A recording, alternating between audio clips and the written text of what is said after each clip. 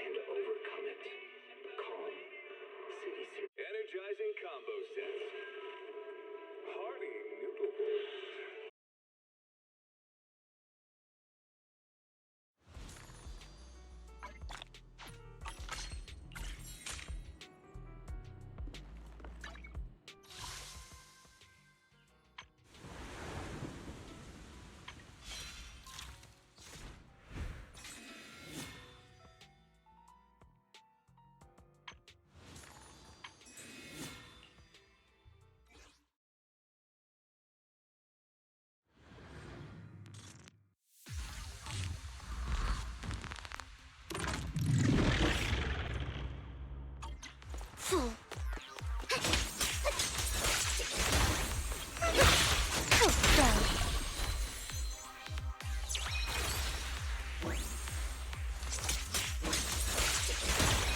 Worms belong in the dirt.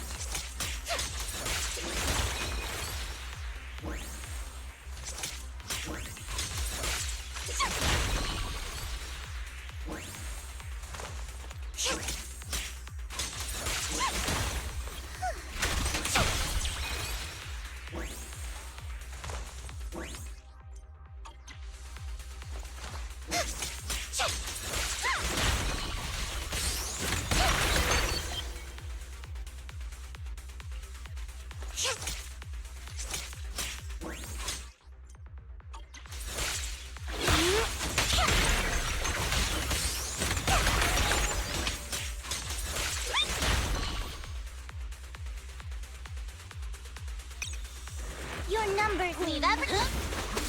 Allow me. You rang?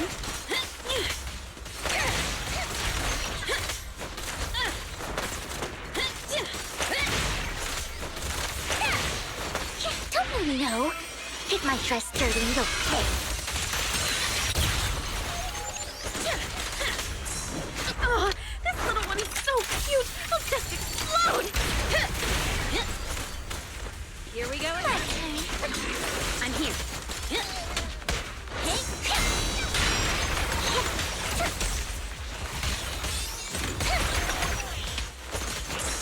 My turn. Okay.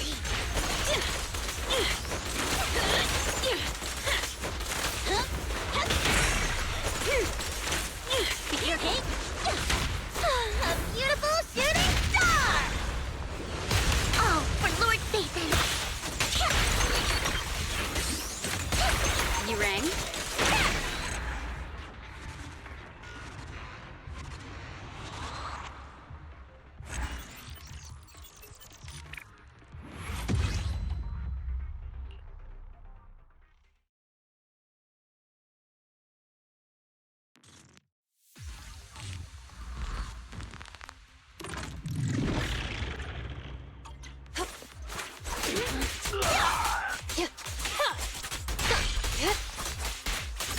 Move it!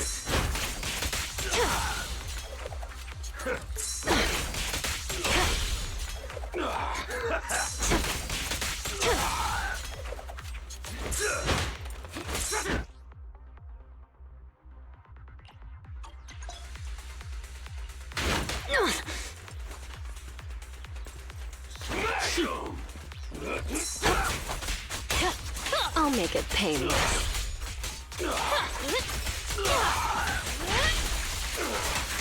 Want some more?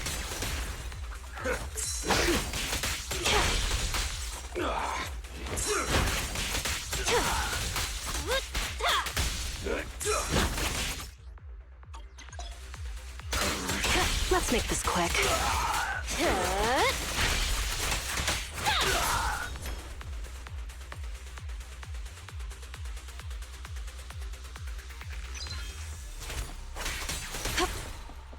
Here's a taste of the abyss. Jane, great! I could use a warm-up.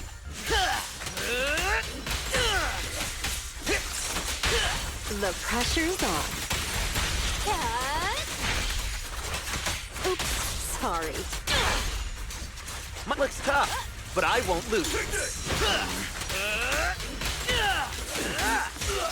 Found your weakness. I'll make it painless.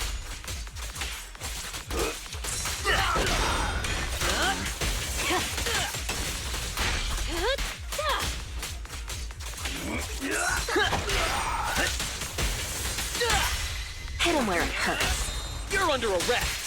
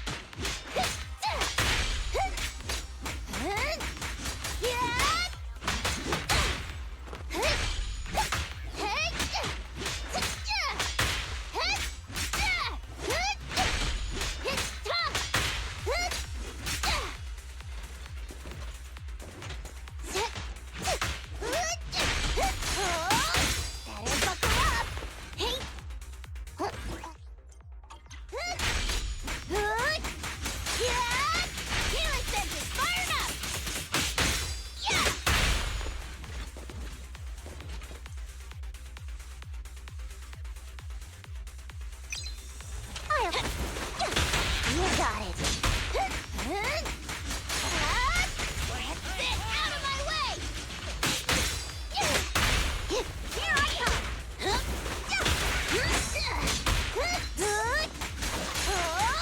Healing senses fired up! Stiffy! Don't get lazy now! Hey!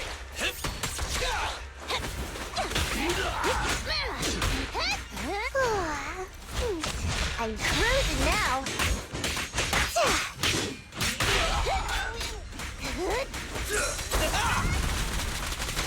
Don't worry, everyone will get their share! A beautiful shooting star! Hey, you got it. Get out of my way! What are you waiting for, to catch a bullet? Roadkill!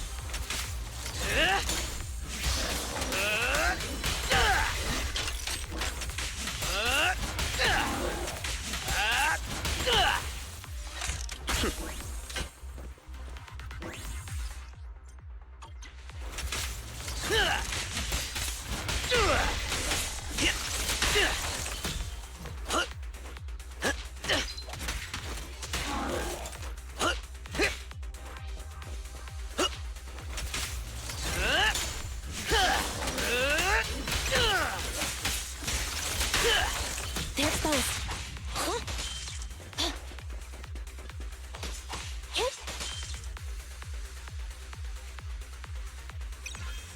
It's over there.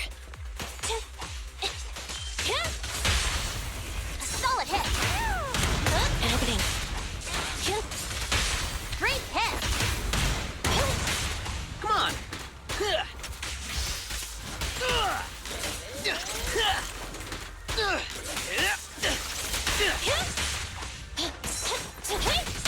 A solid hit! Watch out. No use resisting! At your command. Perfect teamwork! They're exposed. Seth, in position! My turn! Hey! An opening. Great hit!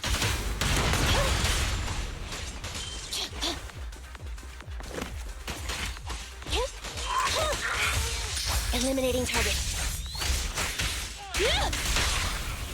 You're under arrest! Electric charge. A beautiful shooting star! They're exposed.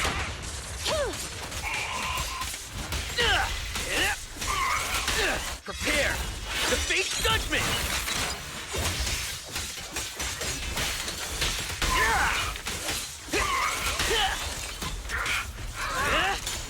I'll bring you to justice myself!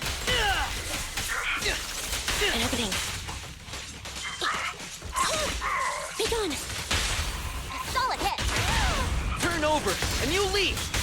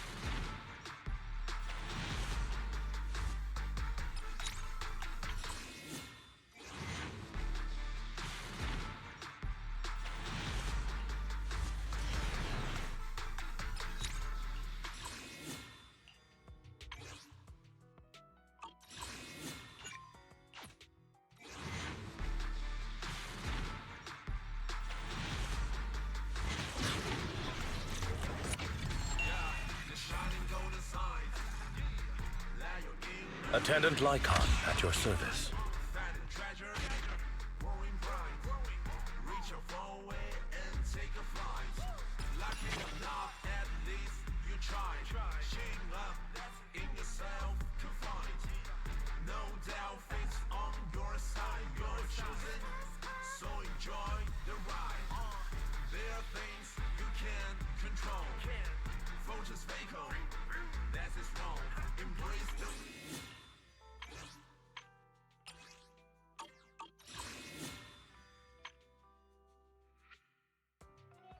왔다.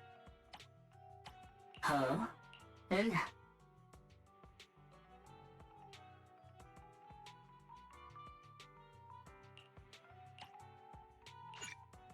응. 왔다 왔다.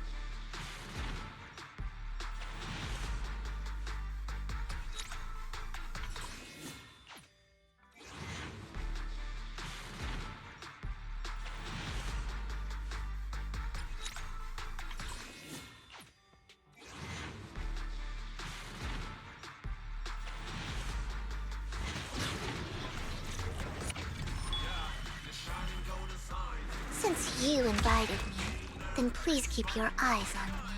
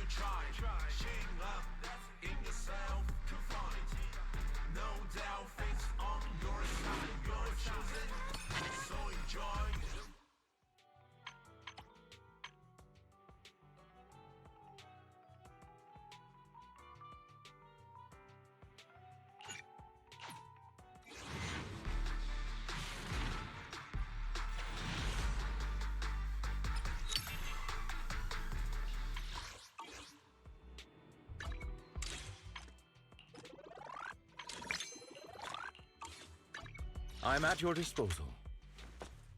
My loyalty lies with the winner. Good day, Lord Phaeton.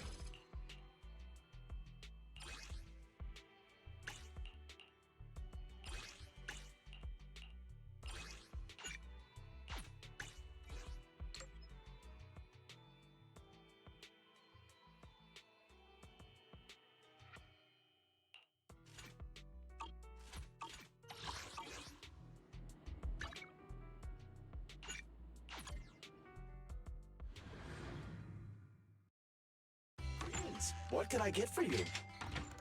You know, coffee is not a must, but a calm and relaxed mindset sure is.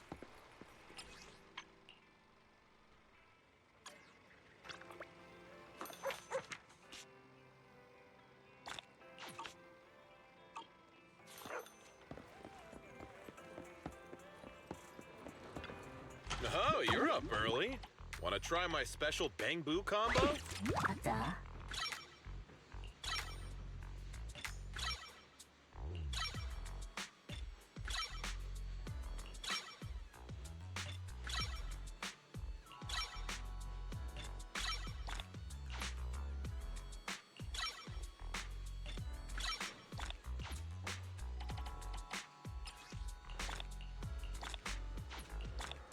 I got plenty of new ideas. Let's try them out on EOS one by one.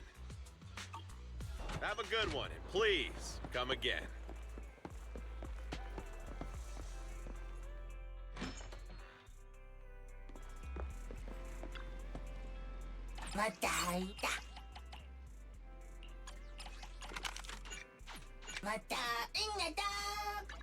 I shall follow your orders.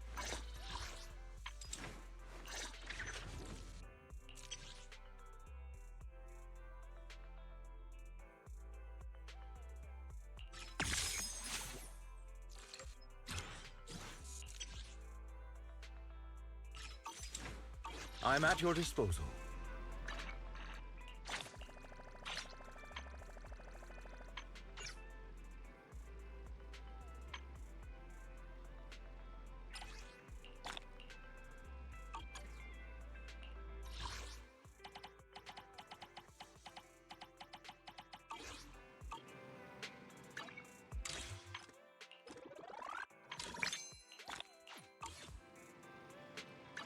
I shall follow your orders. And you can. I would never turn down Lord Phaethon.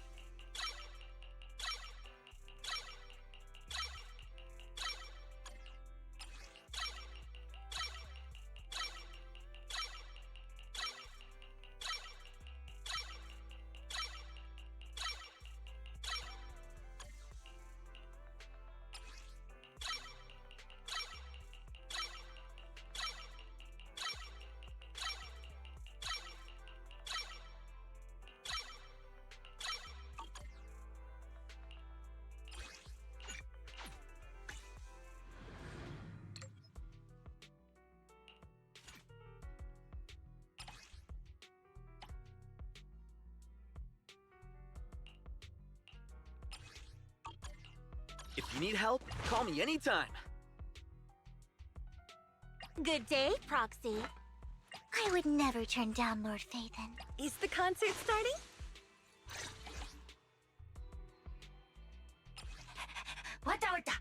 Huh? And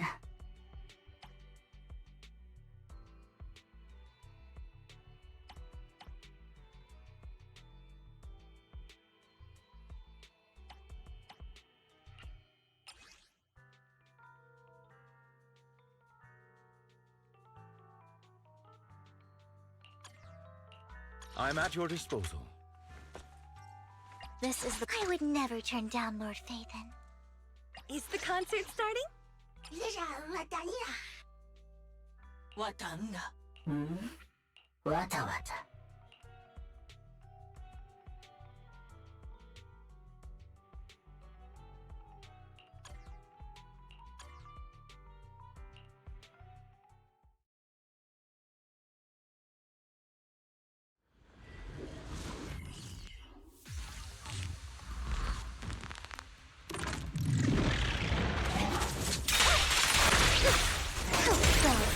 Change is mine. Weakling.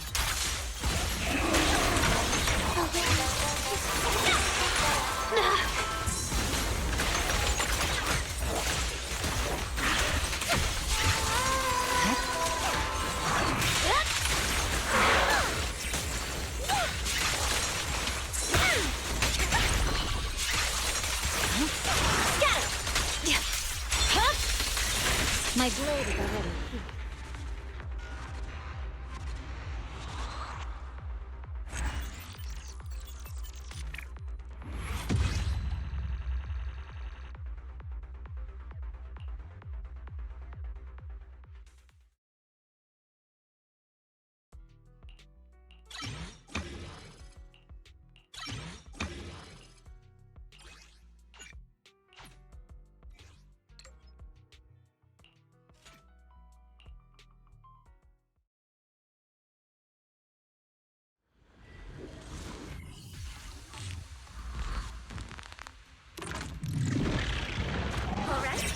the money.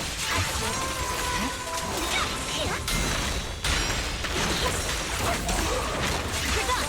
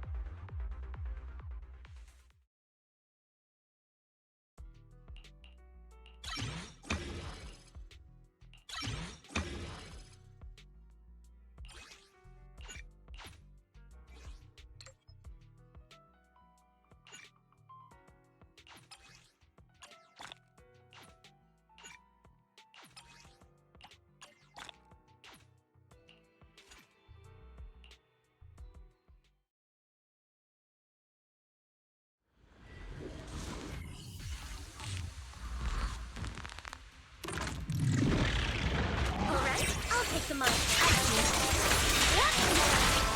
Oh, for Lord's sake!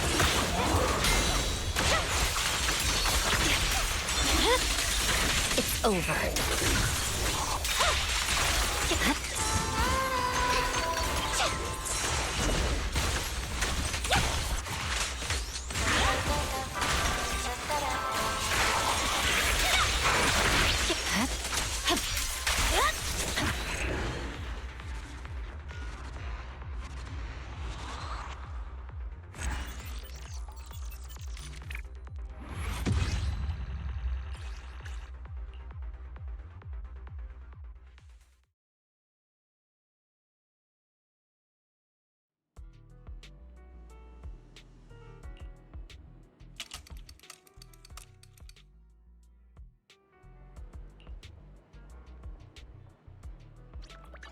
I shall follow your orders. I would never turn down Lord Phaethon.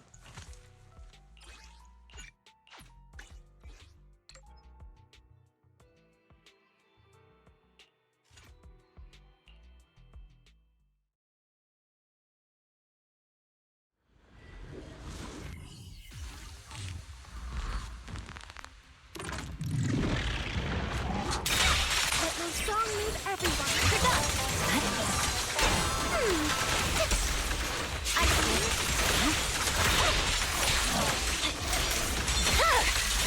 Weakling.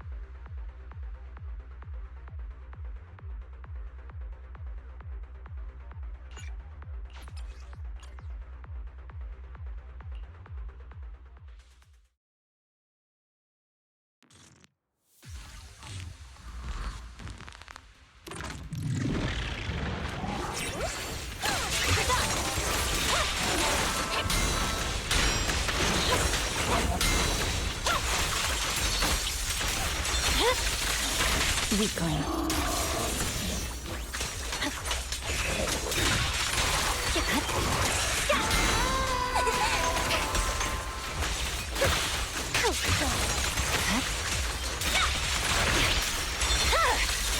My blade is already here.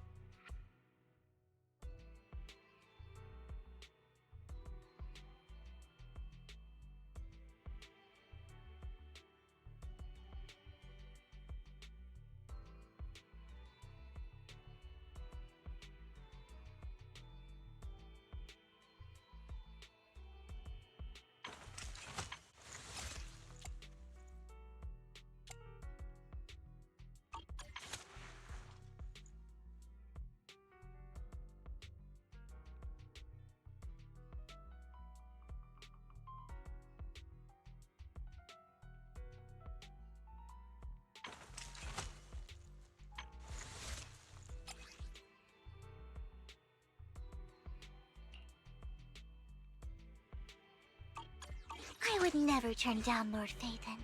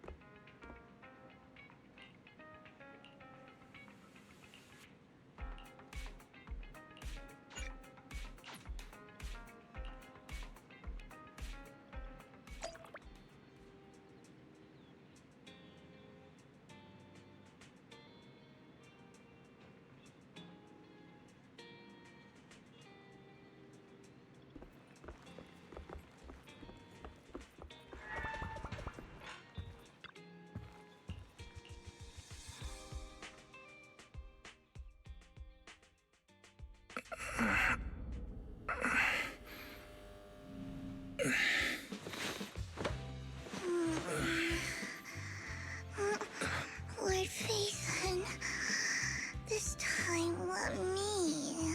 Vivian? Vivian?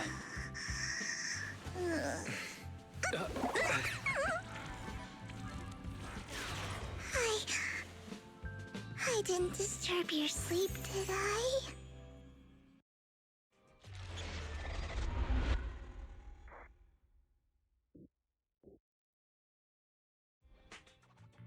When I got here, the other Lord Phaethon said you were resting on the couch and just let me in. I meant to keep you company while you slept, but then I dozed off myself. Ugh. I was going to sit here looking super cute, hands cupping my face. You know, like the #1 sleepy face I want to wake up to pose. I can't believe I ended up falling asleep myself.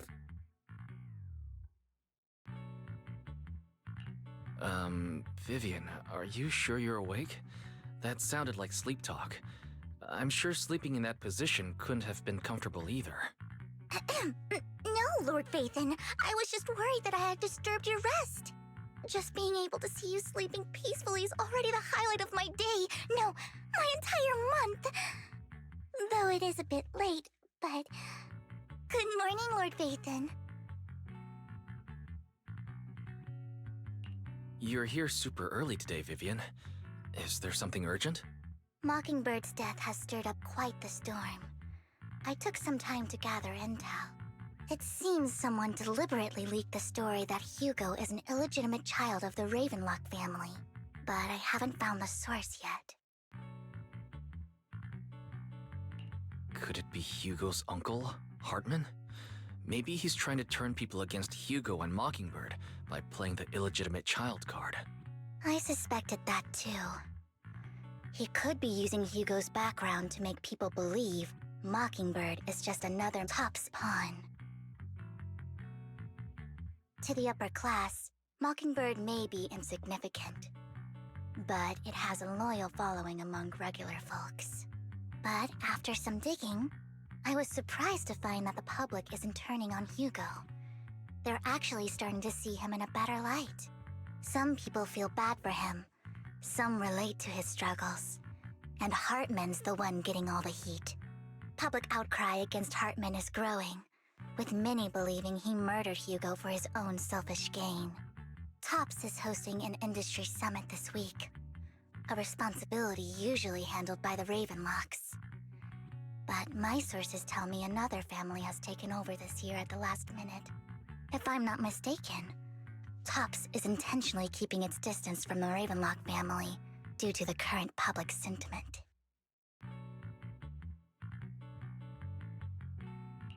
Is someone trying to take advantage of this to get rid of both Hartman and the Ravenlocks? I think Hartman knows this too, which is why he's completely vanished. No matter how hard I search, I can't find a single trace of him. Hartman must have taken the sacrifice core. Now that he holds this bargaining chip, he is definitely going to negotiate his way out of this with the Exaltists.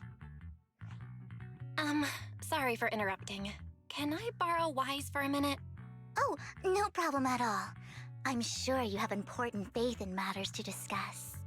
Take your time. I'll just be waiting outside. Wait! Don't go outside, Oh, don't mind me, Lord Phaethon. I wanted to browse the videotapes anyway. I'll be right here. Just let me know when you're done. Thank goodness Vivian didn't walk out the main door. Lycon's been pacing around outside for like half an hour and scared off at least 5 customers. He's stressing over what he did to Hugo in front of Vivian, but he really needs to talk to us. Maybe you should go speak with him first? Sure, I'll go talk to him. At the end of the day, we're all after the same enemy. As proxies, we should become the bridge between them.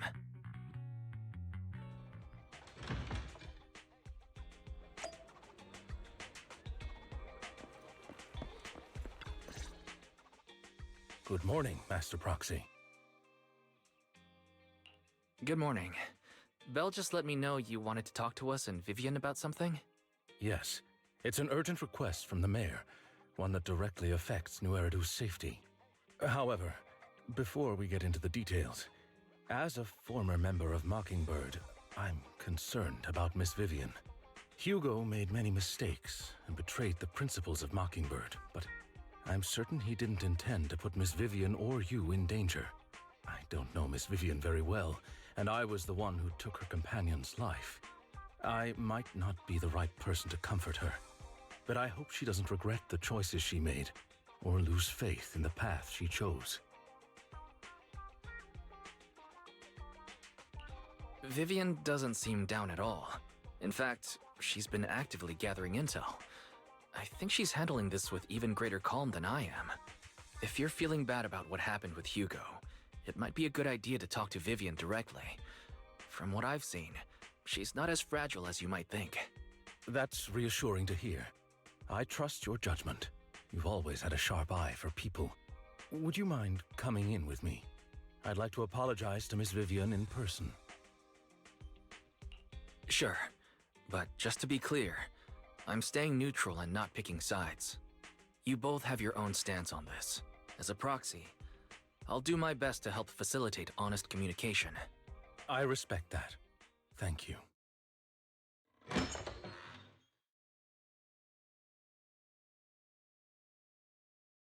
Miss Vivian, I'm very sorry about Hugo. You don't have to explain anything. I'm also part of Mockingbird. Mockingbird stands on more than just gain, so it won't fall when fortunes shift. Hugo had his fixations and ambitions. I also have things I must see through. I'm determined to get to the bottom of the Exaltists and the sacrifices. Miss Vivian, as a former member of Mockingbird, you have my deepest respect. You have my word, whatever comes next. I would never harm you or Master Proxy. As for Hugo, please accept my condolences. Condolences? That's not necessary. Mockingbird has plenty of tricks up its sleeves. This isn't the kind of act that ends so easily. Wouldn't you agree? You're right. I'm glad you guys are on the same page, but why do I feel like I'm being left in the dark? Master Proxy, I believe we all share the same goal. Uncover the truth of the Exaltists and the sacrifices. The mayor has tasked me with inviting you to take on this mission, and hopes we can work together moving forward.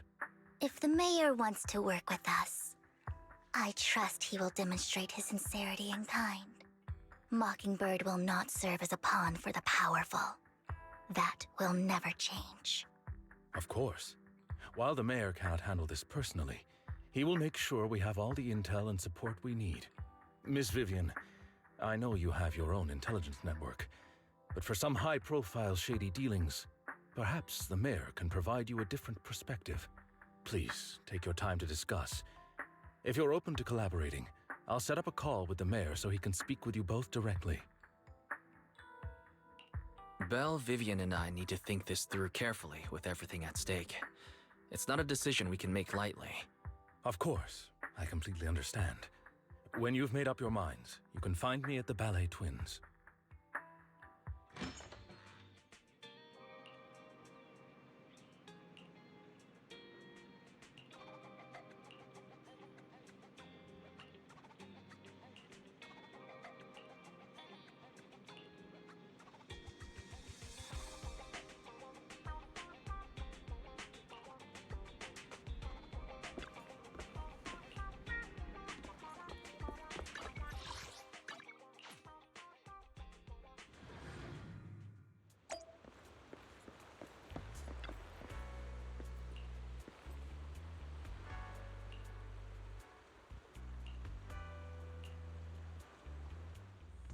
I'll connect the call to the mayor now.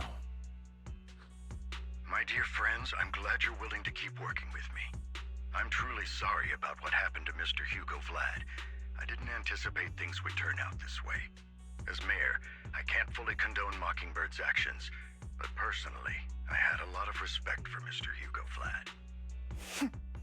I looked further into Bringer's map. The sacrifices were created by an exaltist named Landon, who was active in Janus Quarter. Mr. Landon passed away in an accident a few years ago. Before he died, he was researching sacrifices and was said to have created a batch of serum that could turn living people into sacrifices. The problem was, the serum wasn't stable, and after his death, the recipe was lost. No one knows what happened to the Exaltist in Janus Quarter back then. But it's clear that after the leader died, there haven't been major Exaltist activities in the area.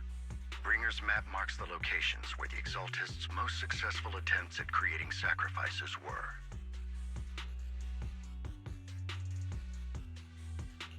The leader of the Exaltists in Janus Quarter died a few years back, and they haven't been active since. Could it be that Hartman was just acting on his own? Unfortunately, that's not the case. My sources confirmed that Hartman had been secretly in contact with someone, and they only meet inside the Hollow. Is it possible it's someone from TOPS? TOPS is a huge alliance of corporations. They wouldn't bother getting their hands dirty. Instead, they just sit back and reap the rewards.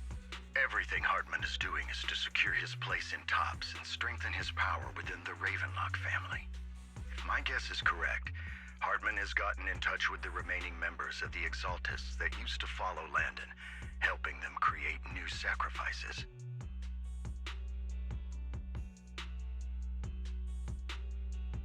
But what's in it for TOPS? There's no way the Exaltists would just hand over their secrets about sacrifices to Hartman, right? A sacrifice outbreak would throw the city into chaos. And that's when TOPS steps in, taking control of the situation on their terms. The public will see the mayor as incompetent, while TOPS comes off as the real protectors of the city. And when that happens, public trust will shift towards TOPS. And Mr. Mayor, you might find yourself in an unfavorable situation. Still sharp as ever, Miss Vivian. So, what exactly do we stand to gain from partnering with you? Please don't tell me you're doing this out of some noble concern for your citizens. I'm not some hero of justice, and I don't believe in lofty ideals or empty promises. We have a common enemy. While our ideologies may differ, we can work together on this. And as proof of good faith, I may not know exactly where Hartman is, but I can fan the flames over Mockingbird's death and escalate conflicts within the Ravenlock family. So it was you behind the rumors. No wonder I couldn't trace the source of the public outcry. I'm not the one who started the rumors. I just helped them spread faster after they leaked. And I pulled a few strings to make sure the story painted Mr. Hugo Vlad as a heroic figure who was unfairly persecuted. As I said before, I had a lot of respect for him, and I'd be happy to clear his name. Now let me lay out my terms for collaboration. After looking into it, I found that the dormant sacrifice you discovered wasn't the only one. There are more places where sacrifices might be lying dormant. Too many eyes are on me right now, so I can't send my own men to deal with it. I'd like to ask you to retrieve the sacrifices from those locations. I'll make sure to dispose of them once you do, so no one will be able to use them again. On top of that, I've asked a friend to help monitor your physical condition, and maybe even uncover more of your potential. Her research overlaps with your teacher's work. You don't need to worry about her capabilities. She's a Void Hunter rank special investigator. Really? A Void Hunter rank special investigator is going to be assisting us? And she's involved in our teacher's research? That's right. She's heading to Janus Quarter for some business. I wanted to set up a formal meeting, but she declined. She prefers to assess things on her own, and will reach out when the time is right. She'll let you know the details then. So it looks like you both are on board with this commission and ready to help recover the sacrifices? Okay. This affects a lot of ordinary people in New Eridu. We'll do our best. I know you won't let me down. Given our positions, we might not be friends, but we're definitely not enemies. I'll leave the rest to you then. I've got to go. Goodbye.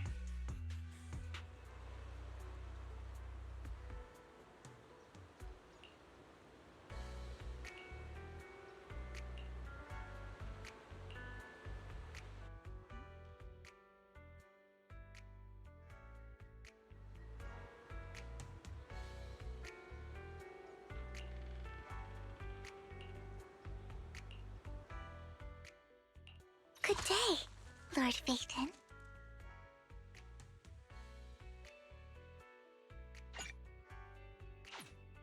I would never turn down Lord Phaethon. Officer 148, Juyuan, ready. Eradicate all evil.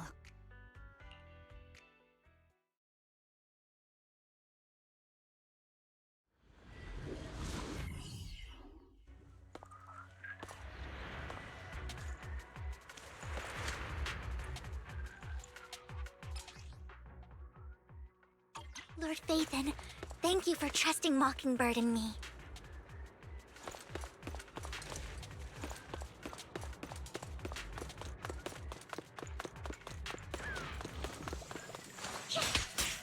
Okay. Oh my.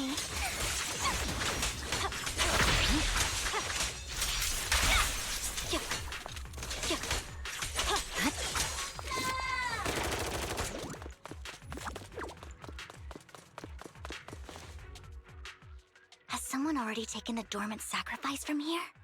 Or did the Exaltus decide to relocate it? No.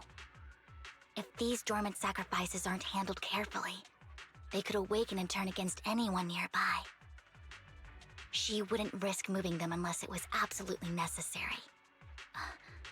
Did she realize the mayor was looking into this?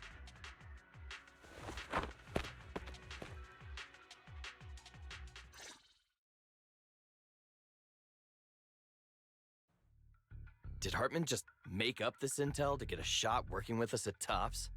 I've been walking around forever and haven't found a thing. The Ravenlocks have always been a shady bunch. No surprise they've gone downhill over the years. I heard they were pretty loaded back in the day. What kind of business did they run? No clue. On the surface, their businesses seemed legit, but who knows what was happening behind the curtain.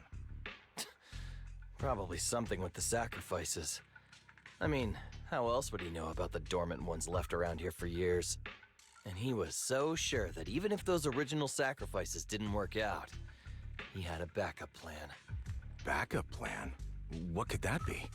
Well, that's beyond me. I just happened to overhear something while I was next to Mr. Edmund one day. What's Tops planning to do with all these sacrifices, huh? For research? Do you think we'll ever have a normal life in the Hollows? Don't ask questions you shouldn't be asking. All right. There's nothing here anyway. Let's leave the Hollow and report back on what we found. And we'll make it just in time to clock out for the fieldwork shift. Let's get out of here first.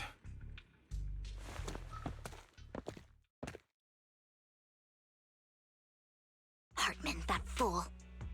He'll do anything to get into Tops, even if it means playing with fire. She's an Exaltist. Human lives have never mattered to her. The more people get dragged in, the greater the danger. Vivian, you seem a bit frazzled. Who's this she you keep bringing up? I apologize for losing my composure. Please don't mind me. The she I'm referring to is with the Exaltists. Someone I have a history with. That's why the moment I heard about the sacrifices, I felt compelled to uncover the truth. I never meant to hide anything from you. It's just that, for me, the Exaltists bring back painful memories. And I'm not ready to face them yet. So, Lord Phaethon, please give me a little more time. Once I've gathered my thoughts, I promise I'll tell you everything. Sure, I'll stop asking.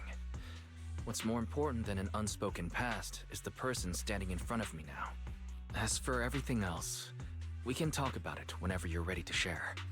Lord Phaethon, if we weren't in such a hurry, I'd spend 3 whole hours singing your praises.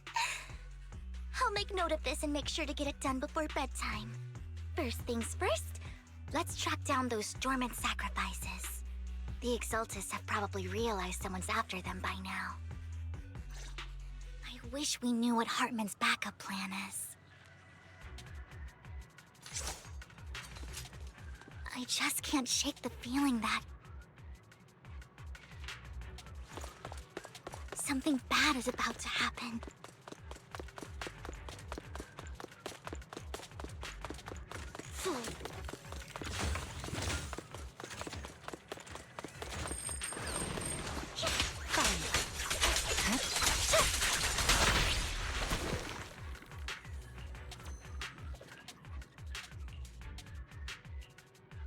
Hugo may have done terrible things, but he had his reasons. Don't touch me. Mockingbird might be seen as the bad guys by a lot of people, but...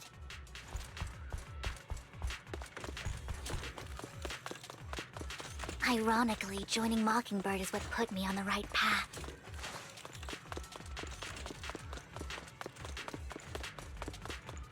For the first time, I'm needed for more than just my curse.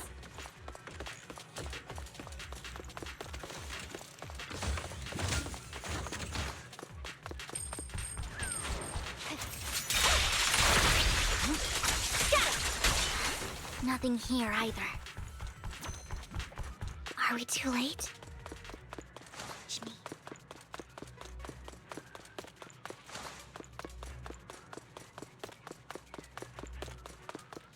Fool. Don't touch me. Fool. Don't touch me. Fool.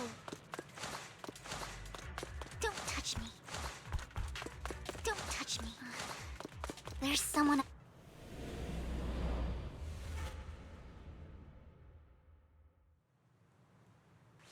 Fool.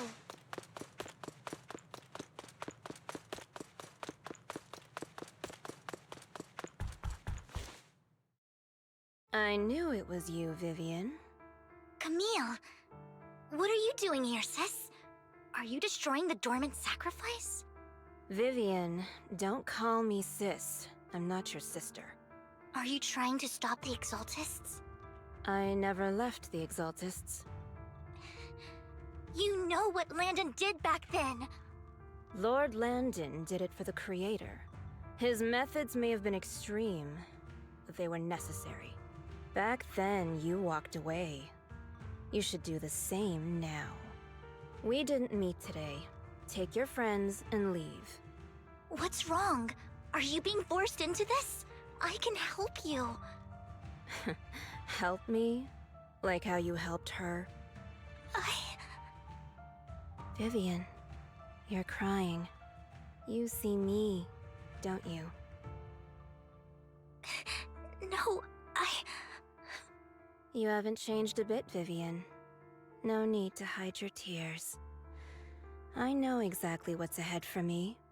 You've made your choice, and I've made mine. One last piece of advice. Stay out of this.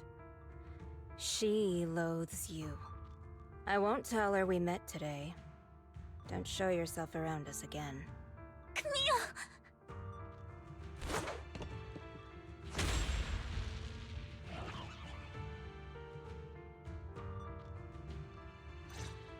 Lord Sathan, watch out! I'll tell you what that was about later! Lord Sathan, let's take care of the ethereals first. Weakling.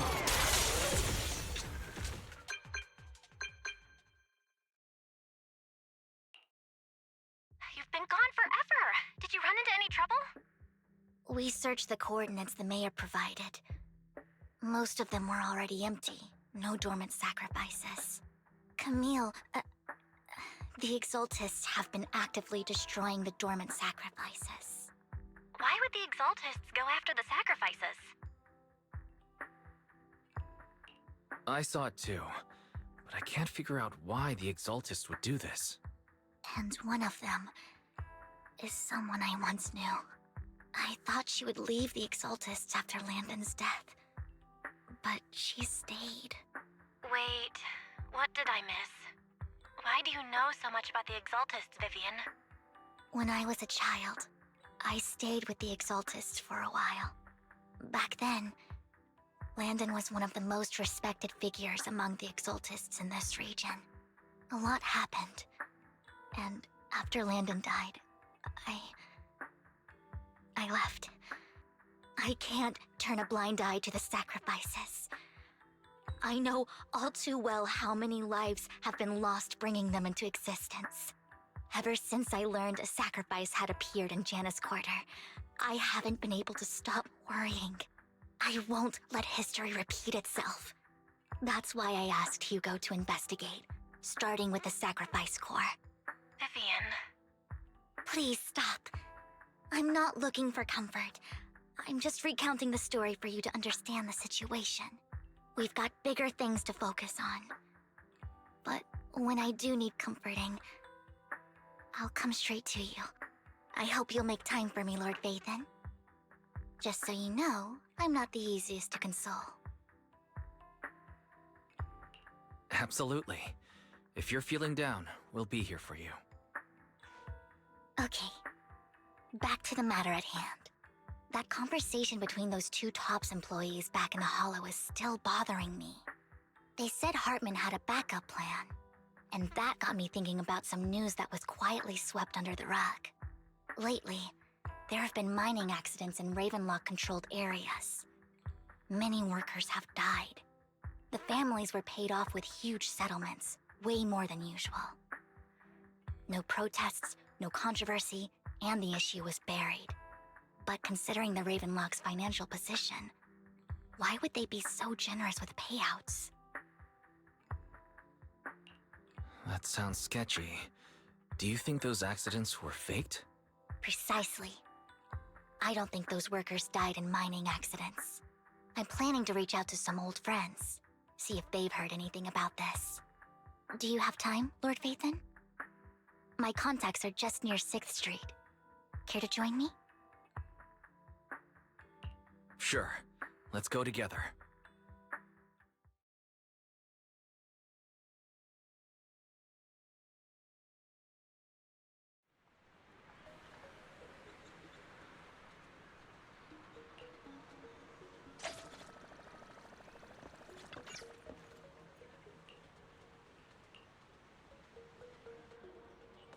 An old friend of mine said she has some new intel.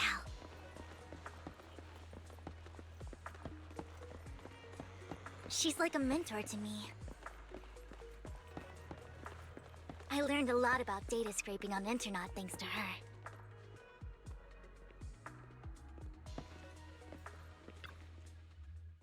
Rain! Long time no see. Yeah, it's been a while. Rain? So you're the old friend Vivian was talking about? Yeah, Phaethon. Long time no see. Rain! You actually know that Lord Vathan is Lord Vathan? No, I mean, you actually know Wise is Lord Vathan. I didn't know right away. One time, I needed a favor from Nicole. I only found out after meeting them. I mean, who would expect a legendary proxy to be running a video store for a living? Oh, by the way, your idol... Rain, let's not bring up old stuff. Lord Vathan wouldn't be interested in that. Why are you all tense? Right! Lord Phaethon lives on 6th Street too, and might know your idol. Remember when you traced that post on Internet to 6th Street and actually went to check it out? And you came back all bummed, spouting nonsense. Like there was only a black cat at the location, and maybe your idol is actually a talking cat. Or something like that. I think I know that black cat. It hangs around our shop now. Lord Vathan, please, let's drop this topic. Come on, Vivian. It's been years and you still won't say who your idol is. If you'd just let me, I'd have tracked them down ages ago. I get it. You want to find the person who's important to you on your own. But you've tried so hard already. It's okay to lean on me a little, you know. I'm sure your idol won't hold it against you. I shouldn't have come to see you. Huh? What's wrong? Rain, Vivian said you might have some intel for us. Should we get into that first? All right, let's get down to business. Here's something I'm pretty sure about. The Ravenlock family's claim that those missing workers died in an accident? Don't buy it. The last signal from those workers was near the Hollow, then communication went dark. I think they were taken into the Hollow. And yesterday, I picked up that the Ravenlock family secretly hired some people to search the Hollow's perimeter. I caught a weird distress signal from someone and managed to track down the source. When I tried to reach out, the signal cut out completely. The last trace of the signal was near Lumina Square. Finding someone in real life isn't really my thing, so that's where you come in. Okay, we'll take a look around. You just said this is something you're sure of. Do you have anything you're not so sure of? I dug up some info online, and one thing stood out. A few days ago, there were some creepy sounds coming from an abandoned warehouse by the port. The place was locked up, so no one could see what was happening inside. Not sure if it's related to your search. If you don't find anything useful around here, it might be worth checking out. Well, that's all I have for you. Thank you, Rain. Don't get all emotional on me now. I'm just helping out a friend. This one's on the house. Consider it payback for the favor you did me last time. But if you still want to find your idol, hit me up. I've been curious for what... Alright, don't worry about it. I'll manage it myself. Stop being so nosy, Rain. Nosy? Nah, just professionally curious. What kind of person is worth all this searching, huh? But honestly, whoever they are in real life, they've become a part of you. You've come a long way in this search, Vivian. I much prefer the person you are now. So if you find this person, don't chicken out. Go meet them. People will appreciate you for who you are. Rain. I might not care about the real world or what it'll be like, but I hope everyone I know can live a good life. I'm counting on you to save the world, guys. All right, I have other business to take care of, so I'll leave the rest to you.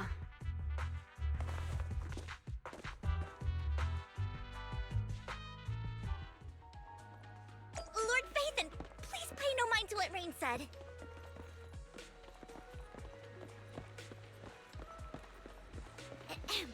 That big guy's up ahead.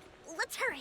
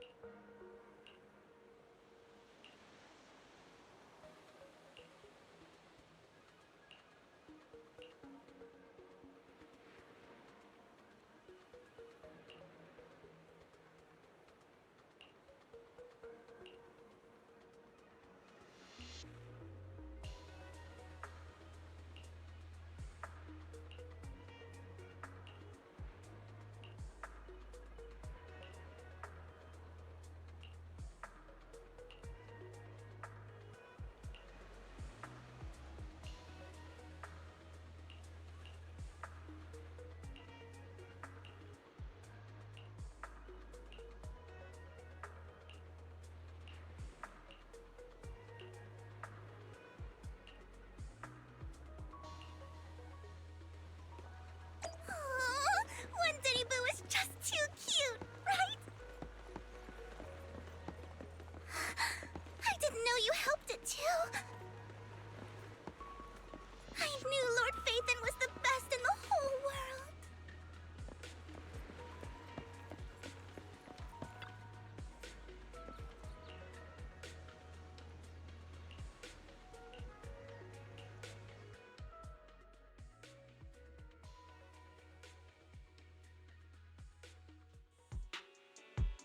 Don't take me back, please. I was wrong. I know I messed up. I don't want your money anymore. Please, no. Calm down.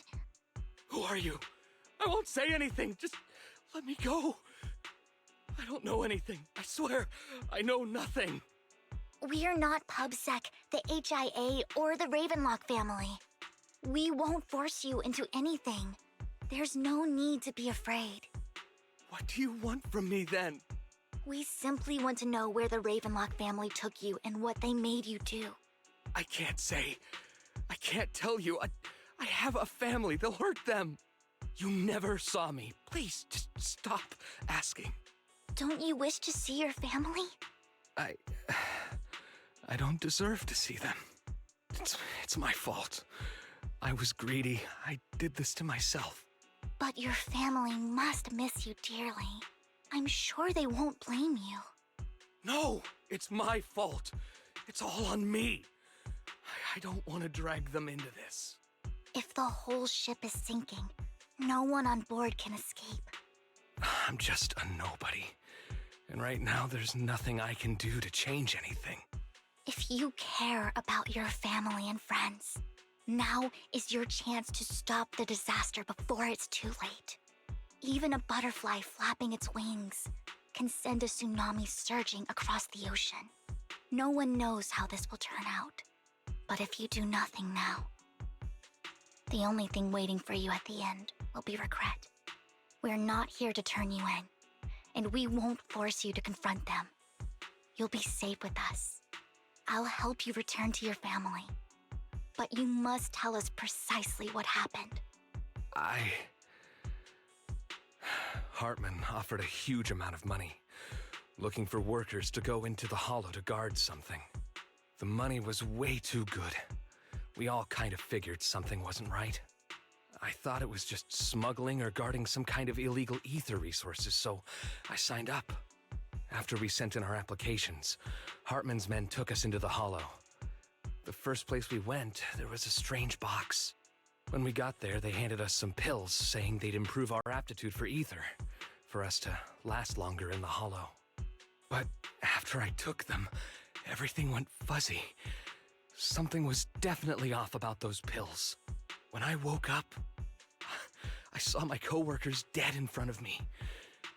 And there was blood all over my hands. They said something about me being a good experiment, moved me somewhere else, and locked me up. They wanted to inject me with something. I got scared and didn't know what was gonna happen. But then a blonde guy found me, gave me a carrot, and let me go. So I escaped. I didn't want to kill anyone. I don't know. It wasn't your fault that your coworkers died. You were just a tool in their hands. Do you remember the place they first took you? Do you know what was in that box? I only remember the first place was like a rooftop. I think it was on top of a tall building.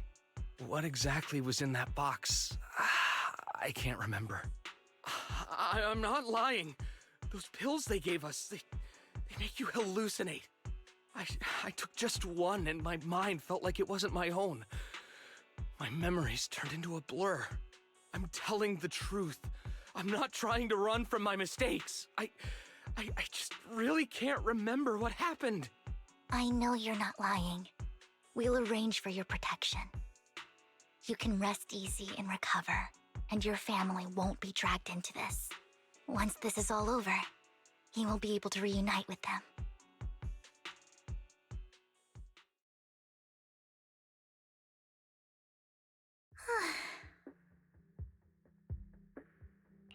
Sometimes I wonder if you've had some kind of special training, Vivian. No matter who you're up against, you seem to analyze the pros and cons and make a judgment in no time. Actually, I wasn't always like this. I used to run away when things got tough. There was even a point where I just wanted to disappear. As if my very existence was the source of suffering. I wondered.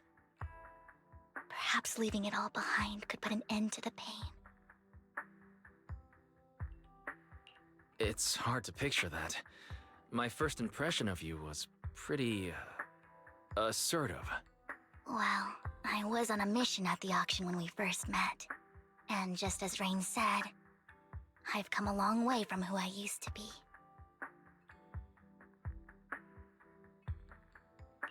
Speaking of Rain, it's quite a coincidence that you two know each other and are actually close. You even know one Denny Boo. That surprised me. We might have crossed paths without even realizing it. Enough about me. Tell me more about you, Lord Phaethon. Where have you been, and what have you experienced? Looking back, it feels like I've been through a lot lately. Belle and I even lost our Phaethon account. It's a long story, starting with how the Cunning Hares took something from the Red Fang gang.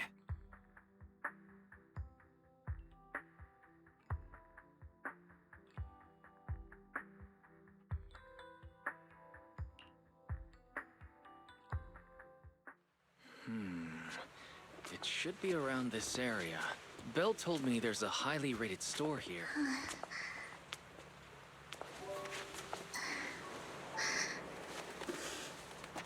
Lord Phaethon! What's wrong? I've seen that black cat on 6th Street. That harmonica in the outer ring you mentioned. I've heard it before, too. I've even been to the monument outside Hollow Zero. But none of that was a coincidence.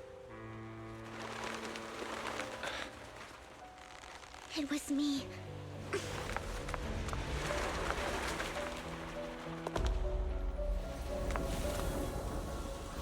Following you, and now I've finally made it to your side. Ever since I was little, I had been seen as the bringer of bad fortune. I had traveled to many places and witnessed far too much misfortune. Every tear I shed brought disaster. I've heard too many curses to count. I loathed my tears as much as I despised my own existence. Wherever I stayed, tragedy followed. I had roamed too many places, and each time, it ended the same way. I didn't know where I could go anymore. One night, I stumbled upon a post discussing me. Whether they knew me or not, everyone seemed convinced that I was the source of the curse. Some mocked me with cruel intent. Some wished I would vanish, and others speculated maliciously. It really seemed that my very existence was a disaster. In that moment, as darkness enveloped the city, I saw lights flickering to life all around New Eridu. So many lights, and not knowing where to go, I thought, if only I could disappear into those lights. I made up my mind, and right then, my phone rang. I decided to take one last look. I wanted to know who left me my final message from this world. It was you, Lord Phaethon. Huh? Me? Yes. And I checked with the other Lord Phaethon. You were the one using the account at that time. But I know you probably don't remember it. After all, it was just an ordinary day, with an ordinary post and meaningless comments online. But for me, it was the night I finally realized where I could go. I wanted to walk the paths you had walked, see the sights you had seen. And then, one day, share it all with you, face to face. So, I have to ask, what exactly did I say in that reply? Well, you'll have to figure it out for yourself. I'm not telling you. You're putting my memory to the test. So, Lord Phaethon, thank you. Not only for that comment you made that day, which was a silver lining for me, but also for giving me the courage to become who I am today. The Vivian standing right in front of you now, Lord Phaethon.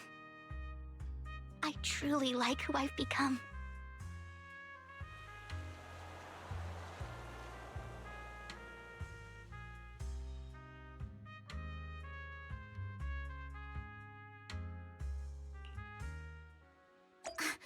Lycon just sent a message. there's an update. Let's head back to the video store and go over the details together.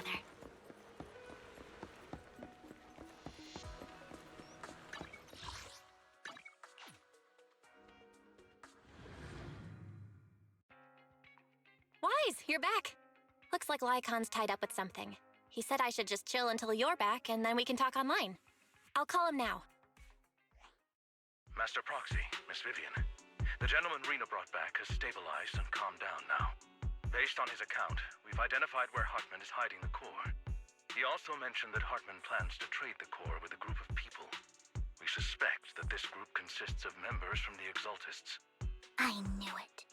Now that we have the location, it would be splendid if we could seize the sacrifice core before they do. Precisely. We hope you can head to the location as soon as possible to secure the sacrifice core. All right, we'll get there right away. I have other matters to attend to, so I'll leave the retrieval of the sacrifice core in your capable hands. The mayor's friend that he mentioned before will also be assisting you this time. The target coordinates have been shared with her, and she'll meet you there. Please ensure your safety, and I wish you all the best.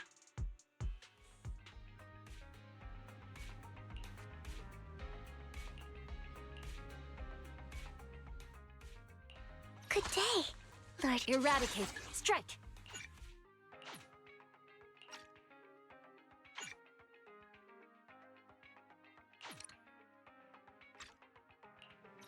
Is it time to clock out? Standing, don't just think about it. Do it. I would never turn down Lord Phaethon. This is the path I follow. Ooh, the stage will be mine. Huh? And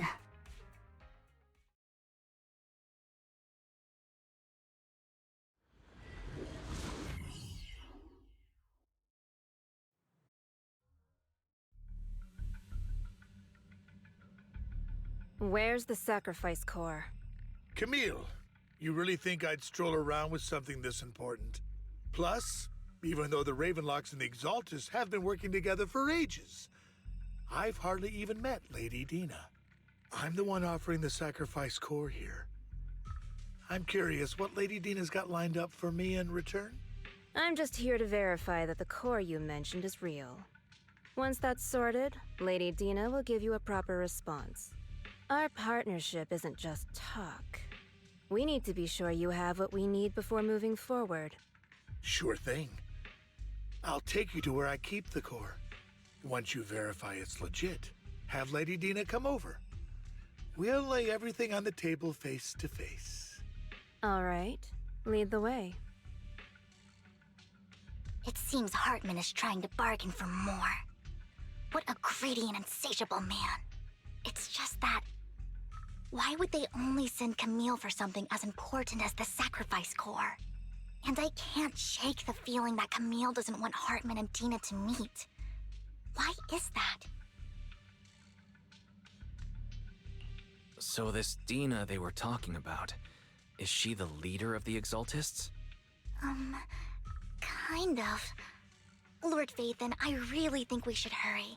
We must get to where Hartman keeps the core before anyone else does.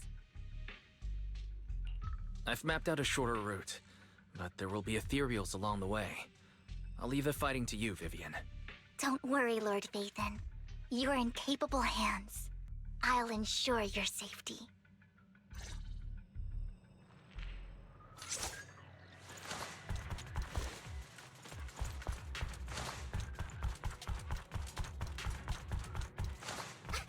Ethereal! Stay away from Lord Phaethon!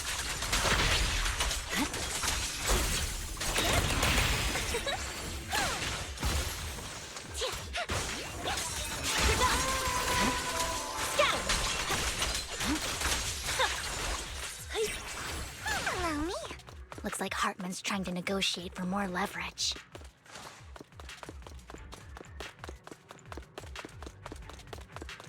Right, let's get out of here before we're spotted.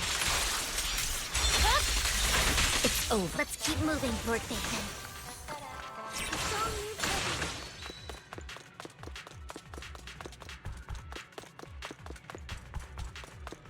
Leave the enemies to me, Lord Phaethon.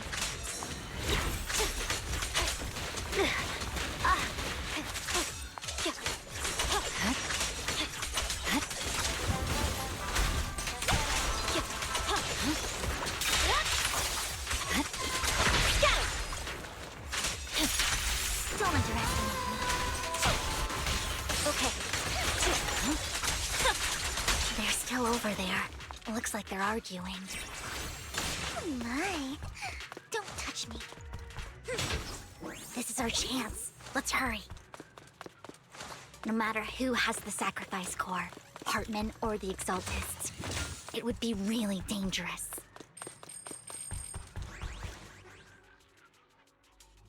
Hand over what's in the box. Don't touch me, or we do this the hard way. Let's hurry and secure the sacrifice core. Fine. All right, I'll take the mine. Lord Phaethon, the box is empty. So Hartman never kept the core here to begin with? How did you even find your way here? Where's the core in the box? What did you do with it? You call this keeping the sacrifice core safe?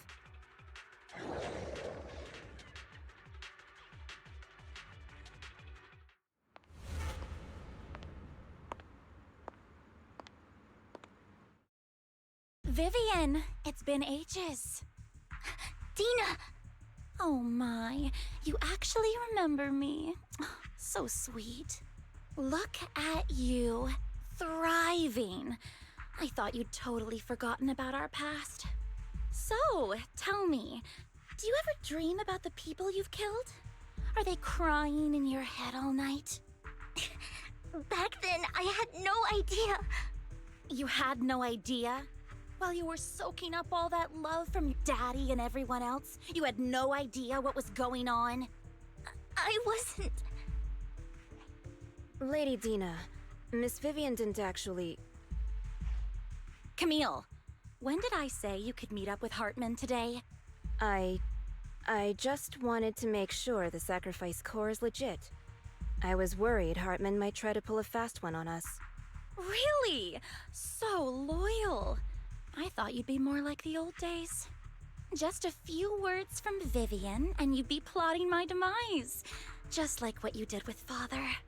I won't, Lady Dina. Don't even think about betraying me, Camille. You owe me for what went down back then. However, I do understand your worries. This core, it's fake. No way!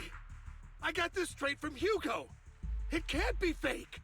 How can you just claim it's fake without any proof? Ugh, seriously?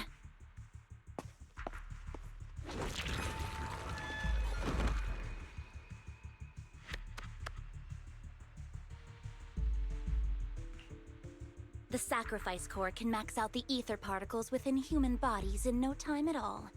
But look at your little subordinate. How uncouth. He's making noises like some animal. Can you shut him up? So annoying. The masterpiece Father made for the Creator isn't this worthless piece of junk you're holding. So, the real core. Vivian, where do you think the sacrifice core is really at? I don't know. If I knew where the real core was, I'd destroy it without a second thought. Dina, you understand what the sacrifices are, and you know those who were blessed should not have to endure such horrors. Oh, they shouldn't have suffered those horrors. Weren't you the one who decided if they'd be blessed or not? If it weren't for your tears, how would they have encountered such misfortune? How self-righteous, Vivian. Their fates were in your hands. It was you who brought disaster on them. Landon just needed an excuse. He needed someone to blame. Whether I shed tears or not, he'd treat living beings as mere subjects for his sacrifice experiments.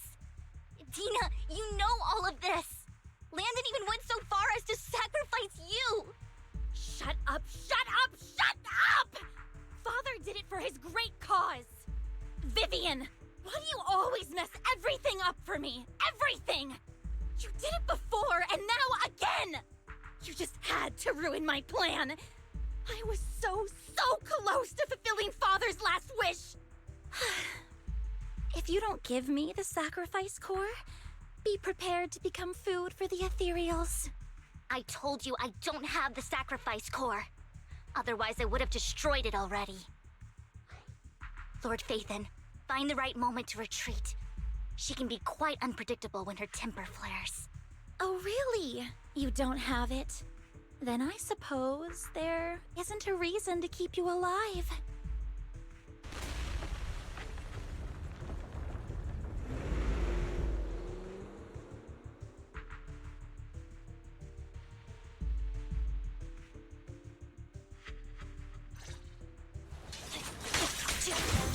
More cereals are coming. Oh, my lord! No chance to get out of this.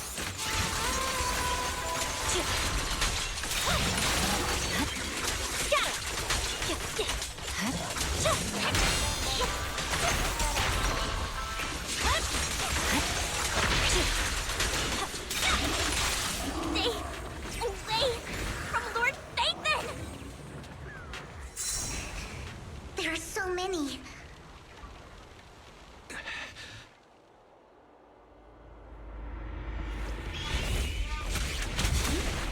It's ink?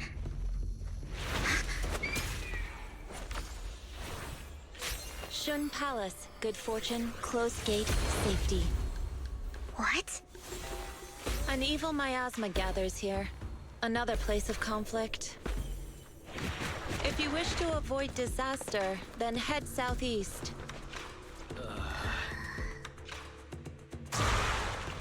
Now! Thank you.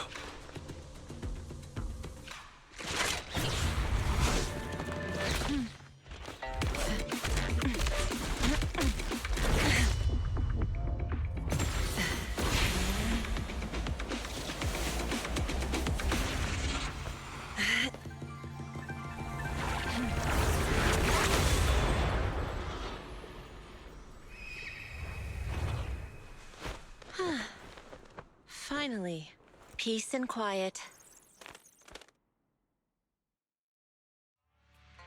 You must be wise, right? Mayflower mentioned a special partner might need my help. May I ask, who are you? I'm the 13th generation master of Yunque Summit. You can call me Yixuan. Mayflower passed along your info, and I was curious what kind of person you are, so I came to see. At first, I thought it might be a hassle, but your energy feels really calming. Quite nice, actually. So, you're the investigator the mayor mentioned? Yes. He also asked me to be your temporary teacher and offer you a bit of guidance. Guidance? What does that mean exactly? Unfortunately, this isn't the right time or place to talk. I have some investigation work to catch up on, and it seems you've got quite a lot on your hands, so let's part ways for now. I'll find a good time to visit you soon.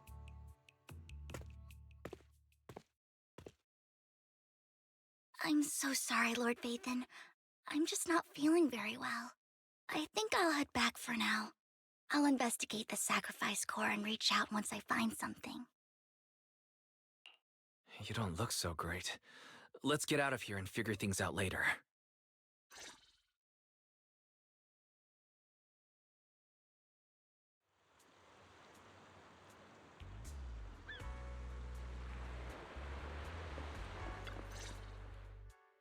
Lord Phaethon, are you going to rest now? I can head back later, Vivian. You seem a bit off since we left the Hollow.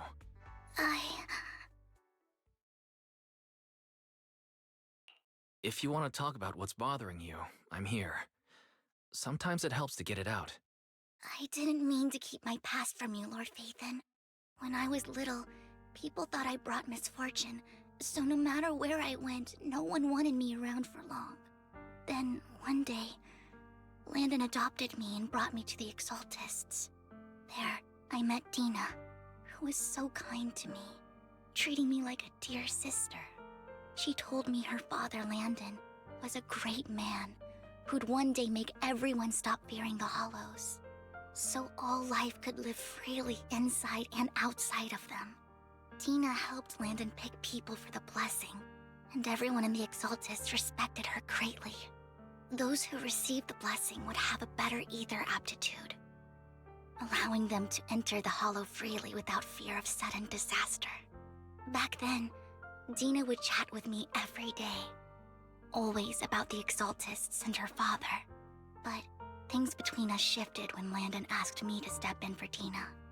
Landon told me I didn't only bring misfortune, and that if I listened to him, I could actually help people. After that, he'd take me to meet people, and if I shed tears, he'd give them a blessing medicine. Those who got the blessing could dodge calamities. At first, I was ecstatic, thinking I could help others. I shared my joy with Dina, but that was when she started to pull away from me.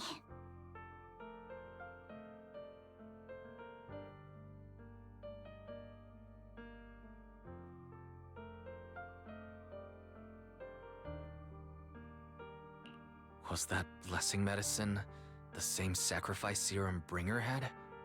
Yes. To be precise, it was an early version of the sacrifice serum. Landon's medicine wasn't stable. The medicine Landon developed could boost abilities quickly, but also sped up the development of ether corruption.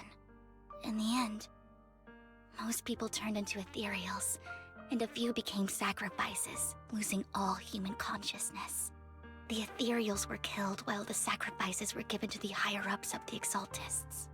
The Exaltists wanted the sacrifices to hold human consciousness, so Landon's medicine was seen as a failure, and he gradually lost influence within the Exaltists.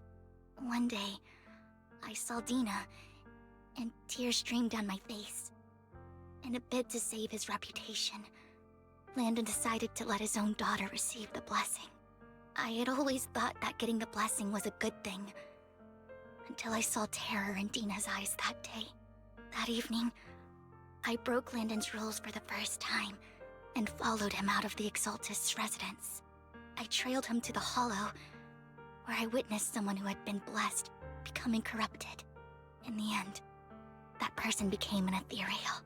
Then, without hesitation, Landon killed him. Before Landon returned, I went back to the residence and snuck into his study. And there, I uncovered the truths I just told you. And just a few days later, it was time for Dina to be blessed. I wanted to save her and stop anyone else from getting deceived. So, that day, I told everyone present that Landon should be the one to receive the blessing, not Dina. At first, Landon argued, and no one believed me. But, in front of them all, I looked at him and let my tears fall.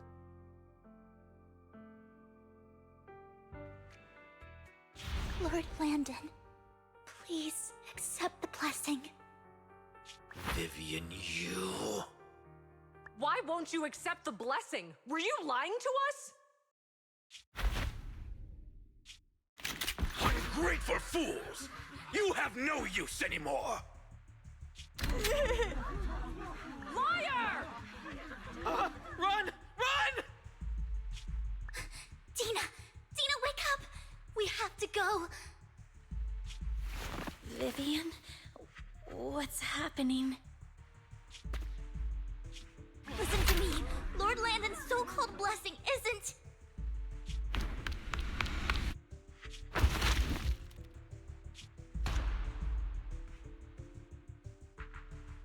Father!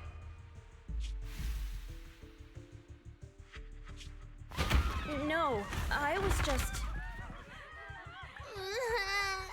Mom, I want to go home. It's got nothing to do with us.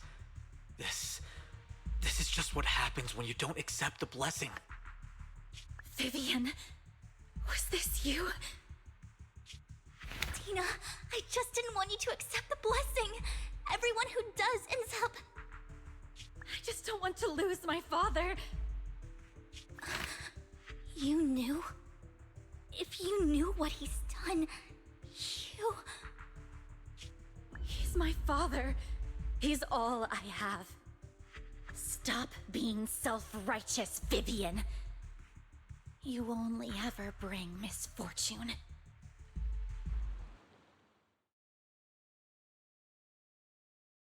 I thought once Landon was gone, Dina would leave the Exaltists. I never expected her to continue his research, or that Camille would stay. Camille lost her entire family in a hollow disaster, so she's always supported the Exaltists. She's not a bad person. She's just someone searching for hope. She joined the Exaltists very early on, and even watched Dina grow up. That day, she was just so desperate to save Dina that she... All these years, she's been following Dina, taking care of everything out of guilt, I think. But I didn't just fail to save Dina. I trapped her. I see misfortune approaching, but I can never change its course or avoid the bad ending. Maybe I really am a bringer of misfortune. No, you're not the one causing trouble. Whatever went down with the Exaltist, it was Landon who was pulling the strings. As for Dina and Camille, they knew the truth and they made their choice. The Hollows and the disasters they caused took more than just their loved ones. Not all survivors cling to obsession and hatred like those two do. Lord Phaethon. You need to believe in yourself, Vivian. From what I can see, you're handling the sacrifice crisis pretty well on your own. Besides, you told me you really like who you've become. I hope that you can believe in that at the very least. Yes, that'll always be true. Thank you for listening to my story today. Years have gone by, but I've never had the courage to face all this. Maybe Dina and I were meant to meet today, so I could finally spill it all out. It lightens my heart a little. Lord Phaethon, you truly are a wonderful listener. Not just today. Whenever you're feeling down, know that I'm here for you. I will. It's been such a long day. You must be exhausted. I'll track down the location of the sacrifice core and let you know what I find. Good night, Lord Phaethon.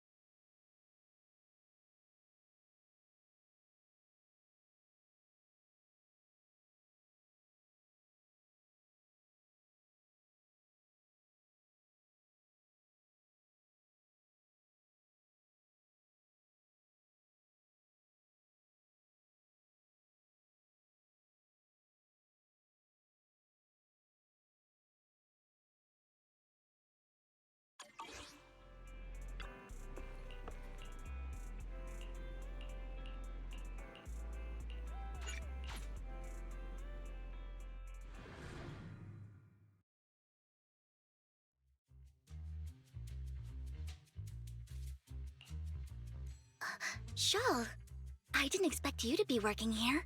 Perfect. I was just covering someone's shift. The screening here is super strict, and I was afraid the supervisor would realize I was new and subbing for someone, so I hid in the control room during the supervisor's inspection. So I happened to bump into this guy, a blonde man wearing a hat, and I think he was checking some footage. Then he logged that footage into the tape he brought.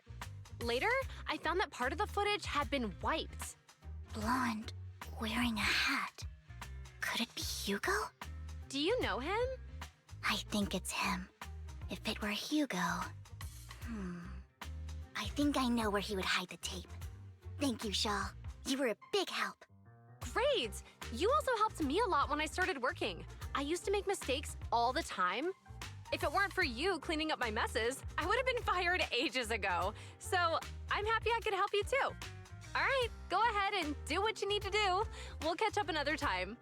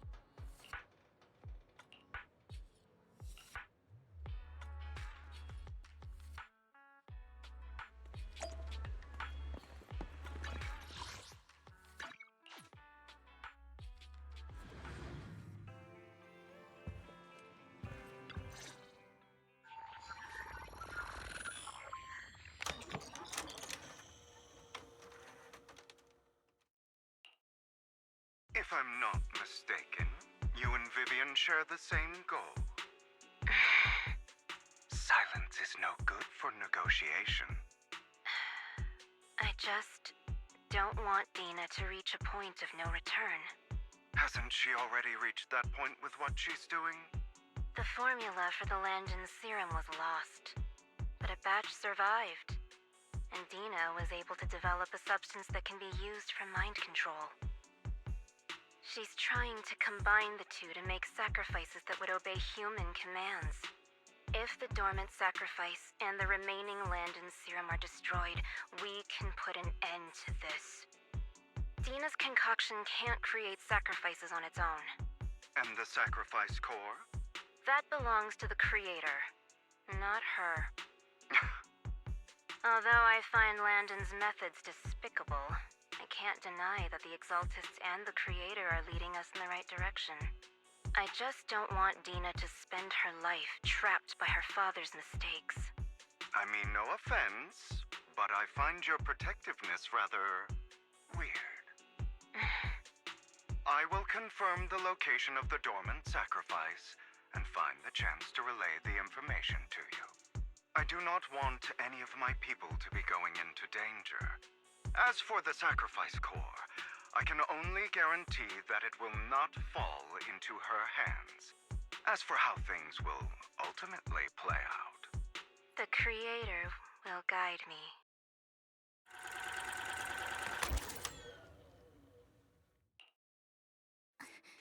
Camille was actually destroying the dormant sacrifice? Compared to Camille's motives, I'm more concerned about whether Hugo has more plans lined up. Hugo... Wise, Lycon just sent a message saying he's got something urgent that he needs to talk to us about now.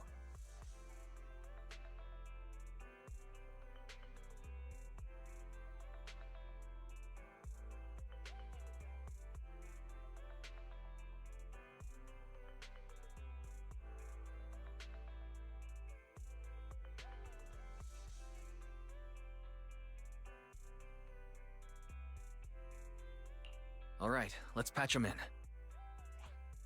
Master Proxy, I apologize for disturbing you. We have just learned that the Ravenlock family will host a banquet tonight. This banquet is rather special, as they're allowing members of their family to invite business partners to attend. With Hartman at the center of controversy, there are many members of the family who are eager to use this opportunity to replace him. The mayor has been spreading rumors of a young tycoon who inherited a sizable fortune and is looking to partner with a person from an old and influential family. This information has lured a young man named Burton from the Ravenlock family. So, you want me to pose as this tycoon and use Burton to infiltrate the banquet? Correct. And Hartman's study is also located within the venue. I see. Hartman's study might hold valuable information. It seems like there's nothing left for me to do. You can attend as her +1. +1? Lord Phaethon, please go with me! Master Proxy, it seems Miss Vivian requires your presence, so... Yes, just your presence will help me immensely! Sure. If we go together, we'll be able to keep an eye out for each other. I'll accompany Vivian. I'll send you the time and place for the meeting with Burton. If you encounter any danger, please evacuate immediately or contact me for backup. I hope everything goes well for you tonight.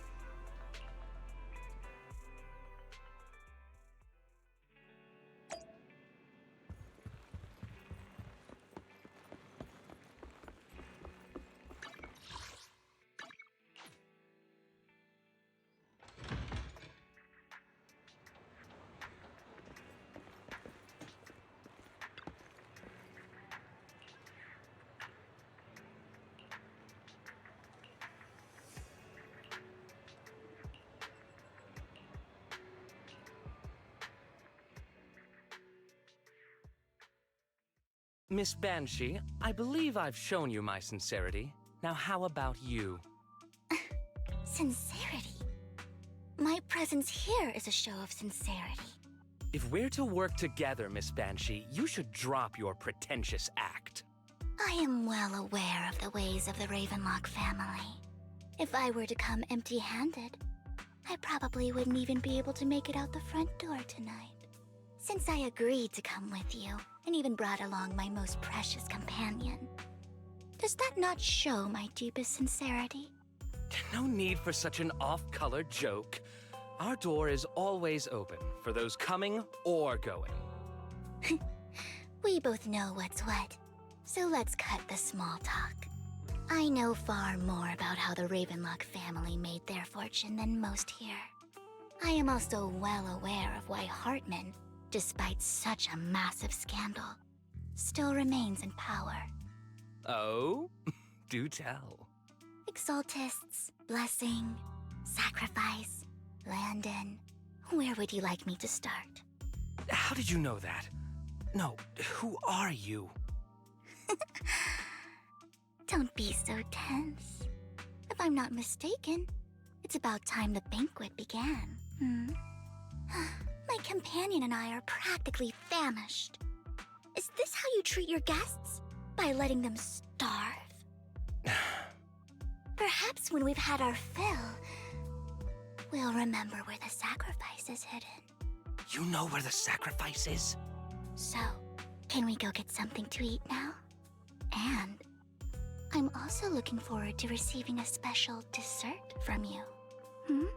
We can discuss what you wish to know while we enjoy dessert. Of course. I wouldn't let such an important guest discuss matters on an empty stomach. As for dessert, I will prepare it myself, and I guarantee it will satisfy you. I'll come find you later. I wish you a pleasant evening.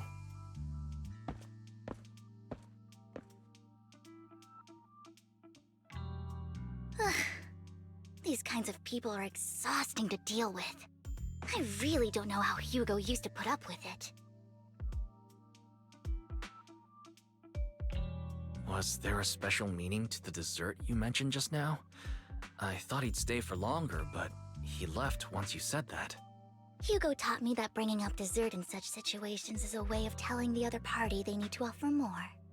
Fortunately, that old fox Hartman is terrified of losing power. He's definitely keeping the destruction of the sacrifice and the fact that the sacrifice core is fake hidden from the other family members. Otherwise, Burden wouldn't have been so willing to raise his offer. Lord Phaethon, let's find Hartman's study when the banquet is at its busiest. All right. I've already taken note of the surrounding terrain. Once more people arrive, we'll enter the garden through the door in the corner of the banquet hall. Wherever you go, I'll follow, Lord Phaethon.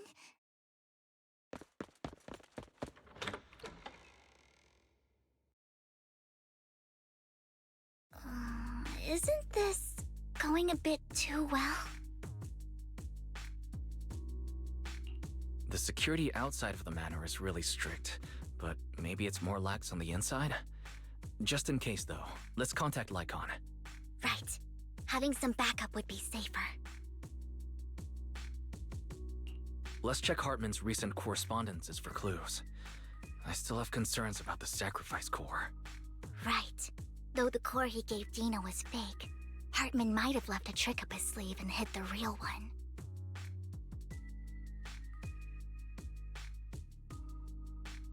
Then let's split up.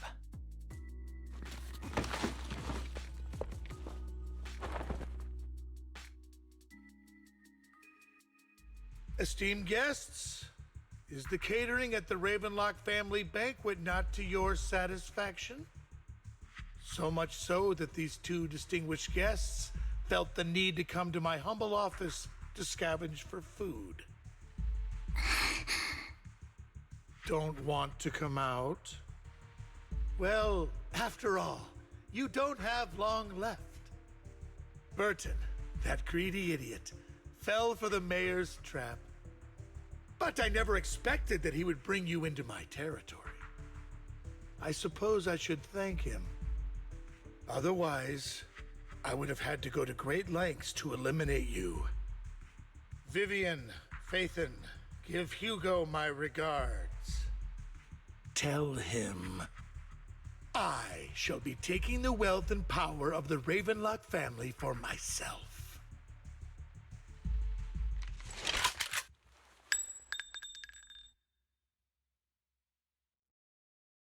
The bullet? How? Dear uncle, why must we be so distant with one another? You can just tell me what you want to say directly. Hugo! Impossible! You're... Uncle, you must know a Ravenlock will never stop until they get what they want. Did you really think I would be defeated so soon? When I have yet to trample you into the dirt. You filthy bastard! You only know how to resort to these petty tricks! Petty tricks?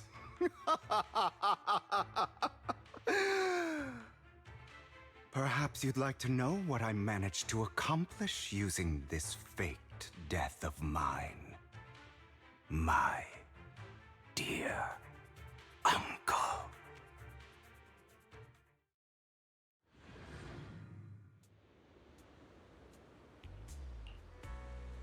Faking my own death. Hope it's all worth the theatrics in the end.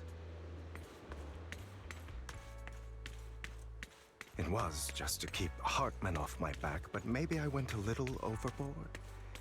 The manager must be pretty shaken up. I should apologize at some point.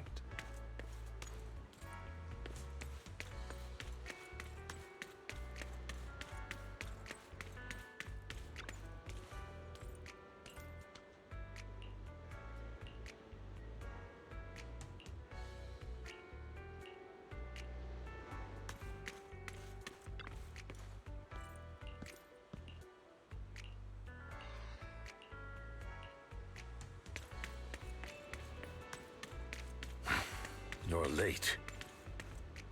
So strict. Spare me a moment to catch my breath, will you?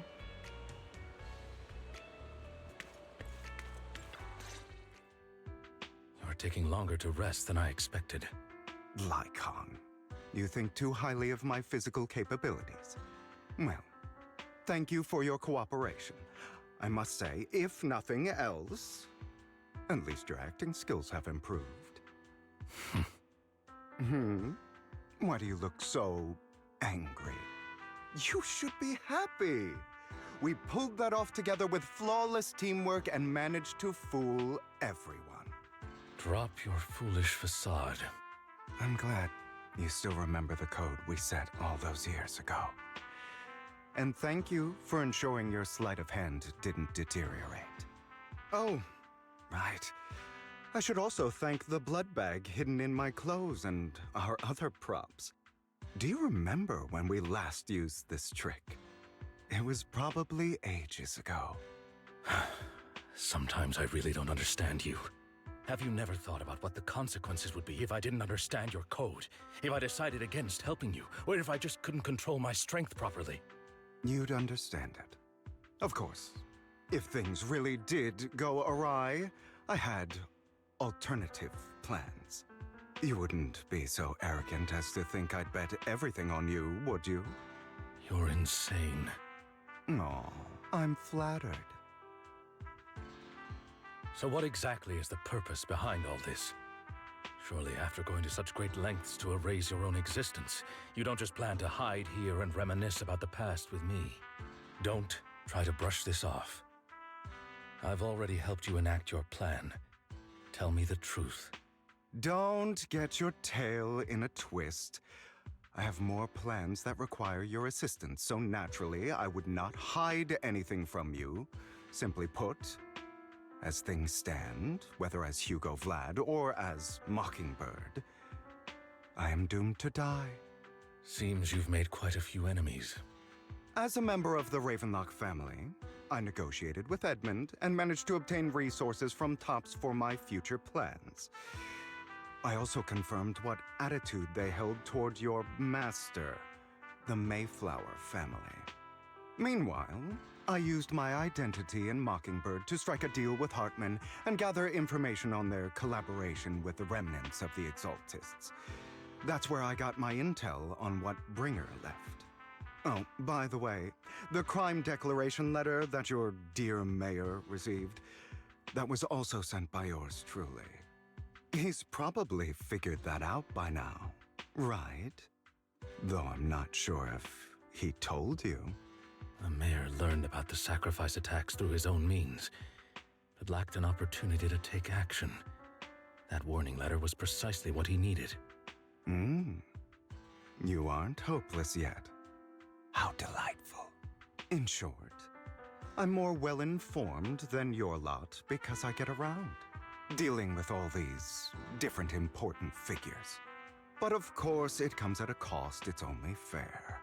After all, you can't hide the smoke from a wildfire. Rather than trying to carefully tame it and risk setting yourself alight, it's better to let it burn free. When I helped you put on your little act, killing you in front of everyone, you left the sacrifice core to Hartman. That was intentional too, then? Oh, yes. And it worked like a charm, didn't it? Now no one cares for me anymore, and all eyes are on Hartman. A perfect situation for keeping the Ravenlock family in check while dealing a cutting blow to the Exaltists behind them. Another crucial point is Vivian and Phaethon. I must sever any ties they have with me or Mockingbird. Although I feel bad for Phaethon about what happened, but it had to be done. That's the only way they would be safe, allowing the plan to continue. I noticed that you never turned your blade toward Master Proxy. So, those words you said back then were also... I will bloody my hands. I will carry the weight of my sins. I will become the Abyss. Obviously, it was all an act. My acting has always been impeccable, as you know. Hugo, you're taking such a tremendous risk. Why? Would you believe me if I said it's for justice? But unfortunately, it's not. I want revenge on the Ravenlock family. And I will make sure that despicable excuse for a human being, Hartman, suffers a slow, torturous end. Of course. I also promised Vivian that I would help her investigate the whole thing with the Exaltists. That's all. You don't look too good. Is it your wounds? No. This is the first problem I plan to resolve. Lycon, do you have a place that is sufficiently discreet, quiet, and can take a lot of damage?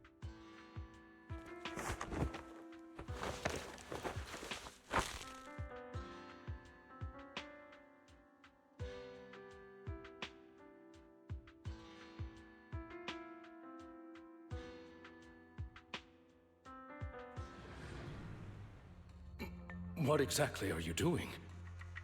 Don't look at me like that. If I didn't have to do this, I wouldn't. Hartman recently obtained a bizarre substance, most likely from those crazy Exaltists. After use, it allows control of the victim's mind, to some extent. You were dosed with it? To be more precise, Lycon, I deliberately allowed Hartman to put this drug in my cup to facilitate our previous collaboration.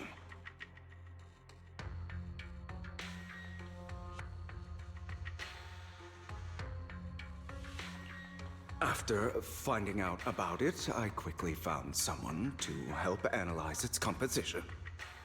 The good news is he gave me a very low dosage, perhaps because he was afraid I might notice.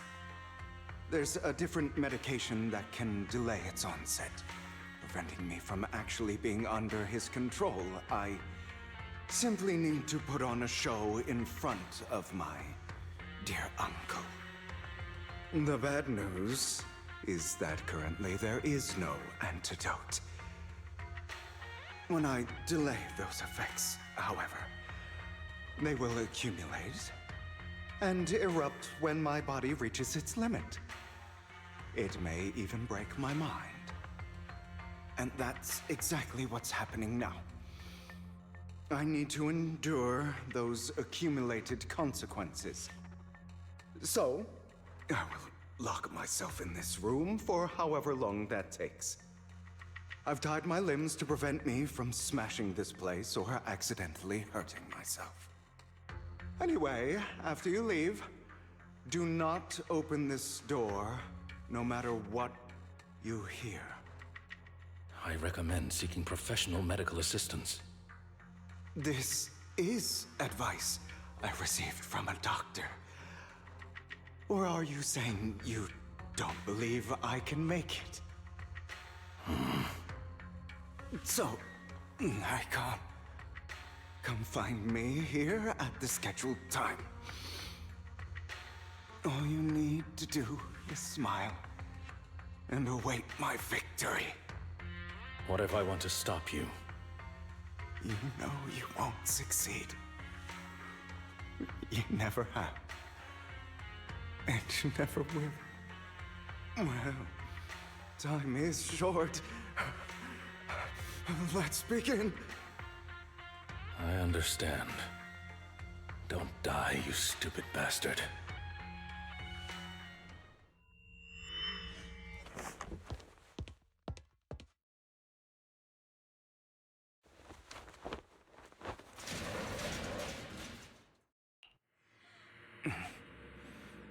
Is this because the side effects haven't worn off yet? Lycon's late. I'm surprised. Or is something wrong with time itself? Looks like someone's over there. Might as well go ask.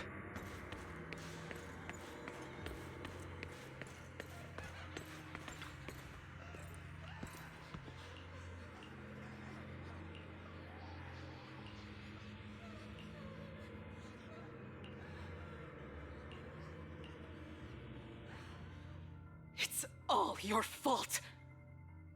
I wish I had never given birth to you!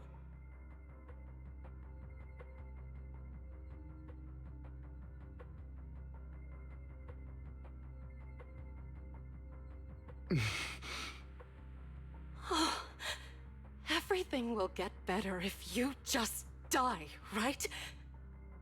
If you die, he'll come back. We'll have another, more perfect child. One who will inherit the Ravenlock family bloodline. Then I'll be able to escape this pain. So, Hugo, for the sake of Mommy's happiness, just die, okay?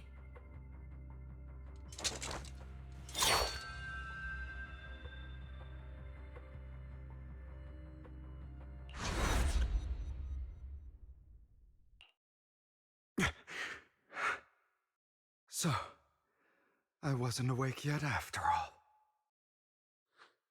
That's because you don't want to wake up again. Who are you? I am you. Hidden deep within your heart. Your most true self.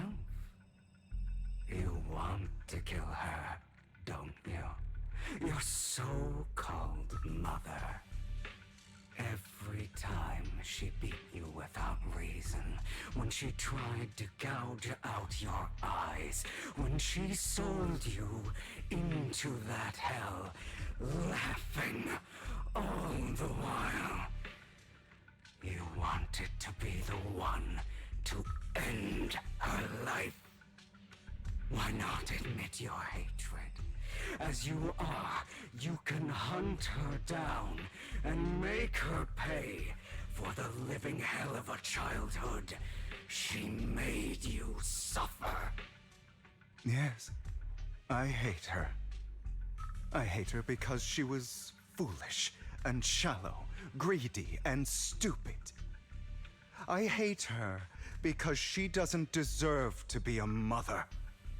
She did everything she could to try and get into the Ravenlock family, believing she could live a life of luxury without having to do anything and never realizing she was a pawn, discarded from the very beginning. So she chose to blame me. Blame me for my heterochromia. Blame me for my very existence. But I won't kill her. because I know it won't change anything.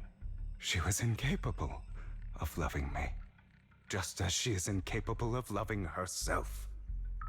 Have you been brainwashed by that dog? Keeping up the act of being some magnanimous and forgiving fool? Don't compare us. I've simply come to understand love or hate. I make my own choices, and they have nothing to do with anyone else. She sold you to the Ravenlock family for a huge sum of money. She used that money to start a new life without you. While she was indulging herself, you were going through hell in the Ravenlock Manor. Does it not torment you? Do you not feel the hatred? Do you not want to demand answers? Kill her. Only by killing her can you be truly free. For a long time, I thought the same way. But now, well, I want to make a different choice. Stop lying to yourself. You never had a choice. This weak-minded thinking will only lead you to failure. Like before, you'll be nothing but a worm, trampled into the dirt by those so-called elites. Do you still not get it? This is how the world is, and always has been. Hesitate and you'll be the victim. If you don't grab your knife first, you'll end up being on the other end of the blade. If you want to change anything, you must first become the one who makes the rules. Just like that woman. The only reason she could treat us that way was because we were weak. So listen to me. Find that woman, kill her, and prove to this world your strength. It's what she deserves. Why forgive them? They don't deserve it. I'm not forgiving them. Or rather, I don't care about them. They don't even matter, at least not yet. You know, perhaps the person I hate the most, the one I truly cannot forgive, has never been someone else, but rather my weak, powerless past self who could do nothing but hide inside a closet and cry. I hate myself for having neither the strength nor the courage to resist. I hate myself for begging for so-called familial love, even after being treated so terribly. I hate that despite the pain of my wounds, I still hope to receive the carrot and not the stick. And that me is you, correct? So, I forgive you. I forgive myself. You'll regret this, fool. Your pretty words mean nothing. You will ultimately return here to me.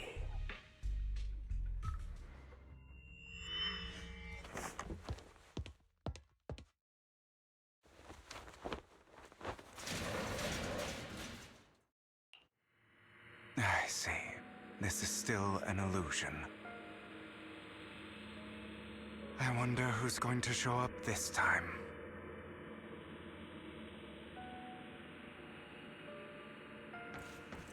Brother!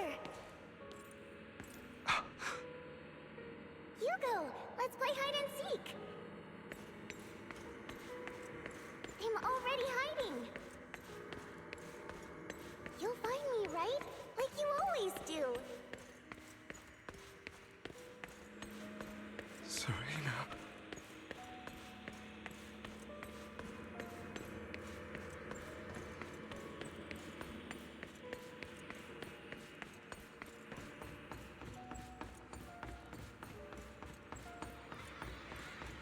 looking in the wrong place. I found an even better hiding spot this time. Harder to find than any place you showed me.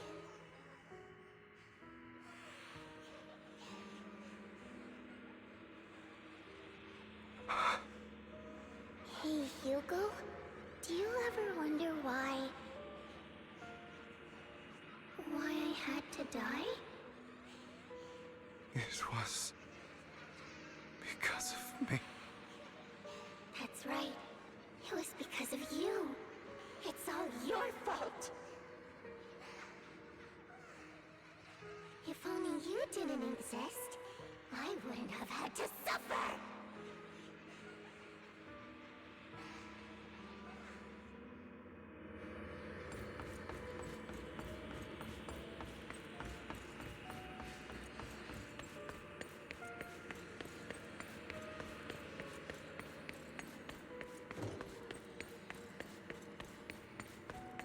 Still looking in the wrong spot. I can't believe you still haven't found me after all this time.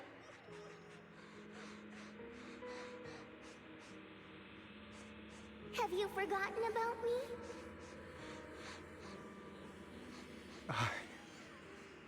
I haven't forgotten. It's okay. I'll forgive you.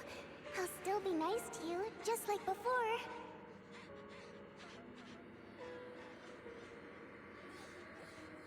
I was the only one who was ever nice to you, wasn't I? Yes. Then tell me, why do good people always suffer? Why is kindness always punished instead? Tell me, Hugo, why?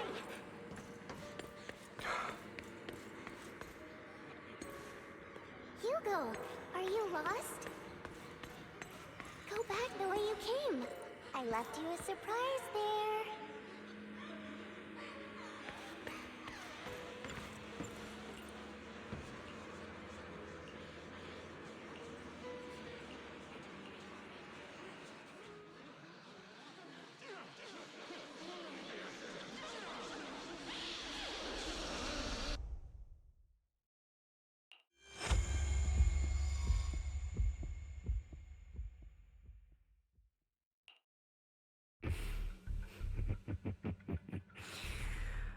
I told you that you would eventually return. We meet again, my friend. I told you, I am you. The side of you that you've always tried to deny existed. Of course. I know. This time it's about Serena. Right? Yes, your half-sister. And the only child in the Ravenlock family who was kind to you. Unfortunately, it was her kindness that led to her untimely death. It was my fault. I don't like the way you blame yourself. Because that means I'm to blame as well. And I don't think I did anything wrong. Your mother sold you to the Ravenlocks.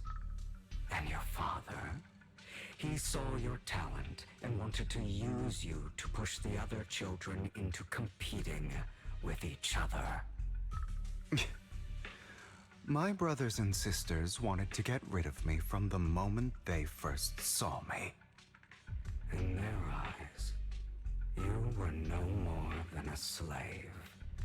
But Serena dared to treat you, a slave, as if you were human. And so, she was fated to die.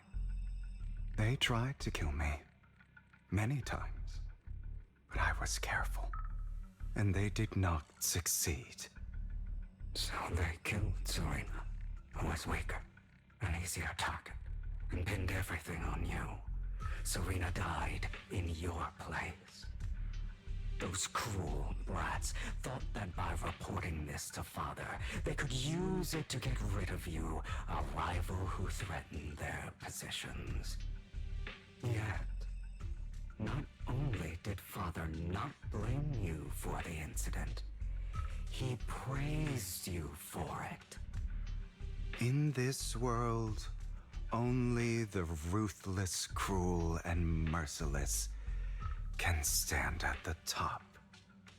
And that's exactly what you managed to live up to, no? You found a perfect opportunity thereafter to catch the ringleader of the group who framed you and almost beat him to death.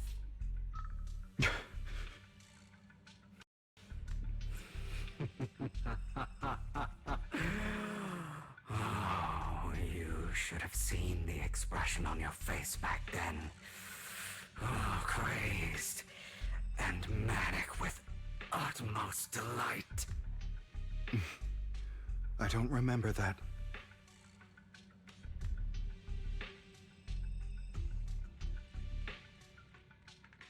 Here you go again, trying to deny your desires. Deep down inside, you've always wondered, asking yourself why these evil people never got the punishment they deserved. Why the world is so unfair.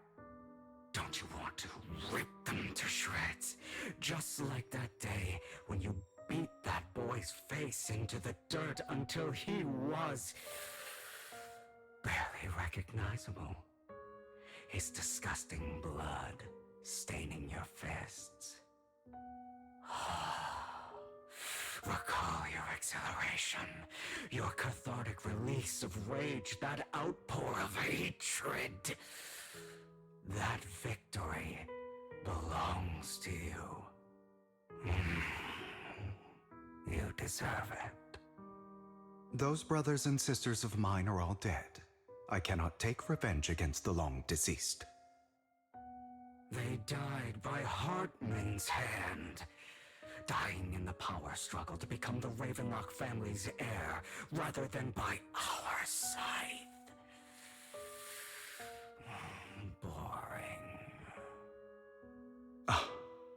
Boring. I find it hilariously ironic. Children who would murder their own kin for scraps of power dead at the hand of their uncle who followed their example. Is that not karma? Power struggles pitting kin against each other, betrayal, suspicion, and hatred between people of the same blood. It's like a curse written into the Ravenlock family's genes. Laughably stupid. Don't forget, my dear, that the same blood flows through your veins.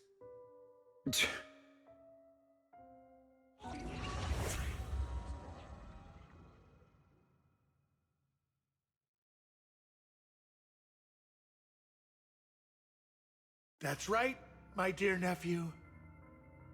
No matter how much you deny it, the blood of the Ravenlock family flows through your veins. Survival of the fittest. Only the strongest deserve to live. Only the strongest deserve to rule. This is the path of success that has led the Ravenlock family to victory countless times. A blessing and a curse etched into your flesh and blood. As long as you live, you'll never escape the mark of family. You are destined to one day become someone like me, like your father.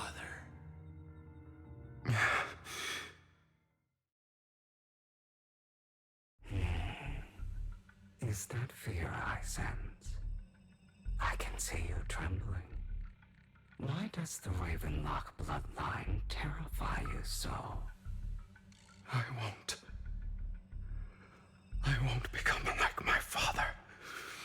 Never. You won't become a failure like him. So relax. Our power eclipses him, and so does our ambition. So, do not deny your own desires. Do not resist your own ambition. This is the talent you were born with. The best gift fate has ever given you. Admit it. Deep within your heart lies a spark, yearning to ignite a raging inferno that will burn everything down. And I am that spark.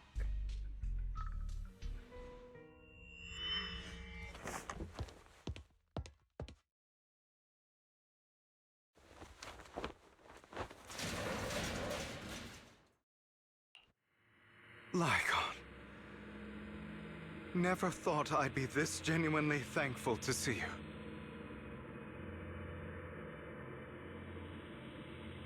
Seeing you means this never-ending nightmare is finally over, right?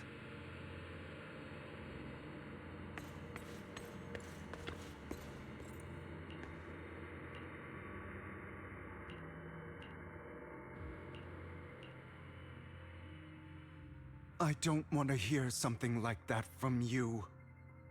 You have no idea what that man, my father, is really like. A person who stops at nothing for their own interests and ambitions. Just like what you're doing right now. And what do you think I'm doing this for? All of this was part of your plan. You knew where the Ravenlock family was going to be, so you set Mockingbird's target there. To seek revenge, you plotted to assassinate your own father, but he was too vigilant, and you failed. After almost being assassinated, your father was furious and locked everyone in the hall, but was unable to find the assassin. And what a coincidence that a hollow disaster just occurred in the vicinity.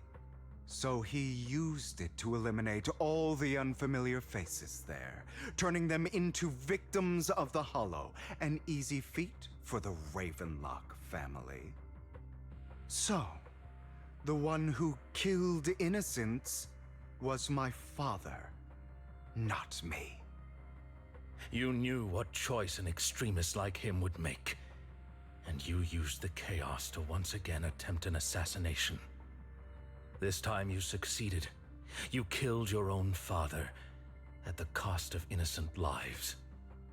Admit it, Hugo. You don't care about anyone else. The only thing you care about is your revenge. How is that any different from your father? Enough. I'm tired. I may hate him for betraying me, but he wouldn't say something like that. What? You aren't Lycon. You're the other me, hidden deep within my heart.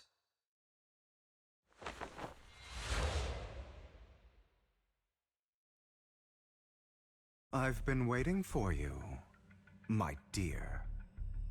It seems you've already grown accustomed to this place, even turning the tables on me. Just as you said, you are me, and I am you. There's no such thing as having an advantage over oneself. We are ultimately one and the same, forever inseparable. Then you should know what I want to say. When you and Lycon split, you didn't even try to clear up the misunderstanding, didn't deny or argue against what he said. Because you realized that deep down, he was right about you. You just hadn't acted on it yet. Some people live only to bring more suffering into this world. Sometimes, murder is what brings justice back into this world. For that, I must stain these hands in blood. That's right. Just like what you said before you faked your death. Were those words really just an act? To slay the dragon, you must first become one with sharp claws, rending fangs, and strength enough to destroy anything. You know the truth better than anyone. If you hadn't hesitated, and instead seized the first opportunity to kill your father, none of what followed would have happened. Innocent civilians wouldn't have died. Your partner wouldn't have lost an eye and both legs trying to save people. And Mockingbird would have never gotten to that point. You can save more people. Save good people. Save more lives than the evil ones you take. I've spent countless hours in regret over that incident. So why not submit to your true nature? You want to be the judge, jury, and executioner of this world. And you can. I wasn't responsible for Father's death. The true mastermind is my uncle, Hartman. His schemes to kill the head of the family were all so he could take control. Mockingbird was simply unlucky enough to get caught up in it. So, for a behemoth like the Ravenlock family, with its roots so deep, a single person's death, regardless of who that person is, wouldn't change anything. Of course, whether it's Tops, the Mayflower family, or even the entire world, it's actually all the same. I refuse to be dragged down by pointless hatred any longer. You foolish, stubborn idiot. Do you understand the power of hatred? Have we not come this far precisely because of it? Or are you going to follow Lycon and Jack's twisted logic? Come on.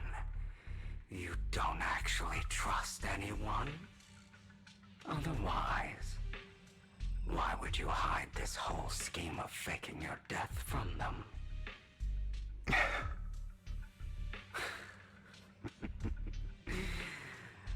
You've built an impenetrable wall around your heart, keeping everyone out.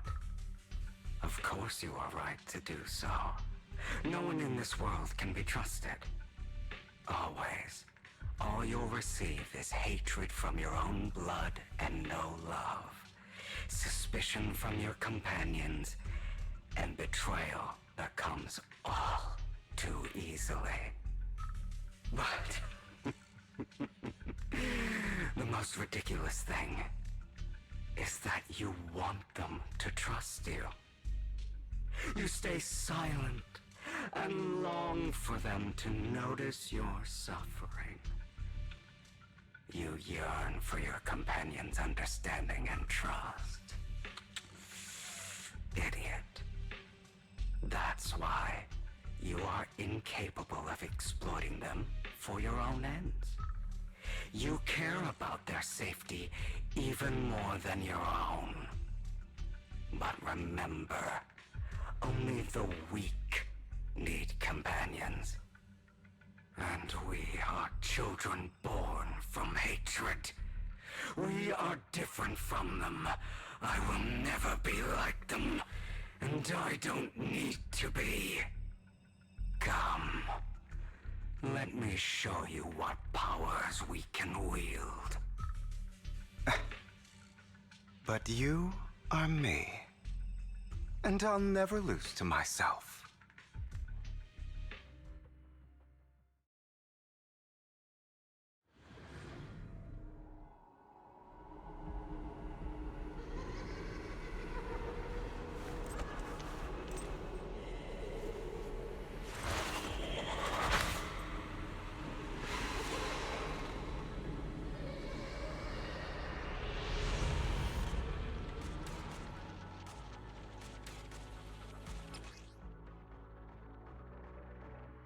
Think about all the injustice you suffered. If you choose to forgive, you're betraying yourself. Know that. Letting you consume me would be the real betrayal to myself. Wait. I have you now.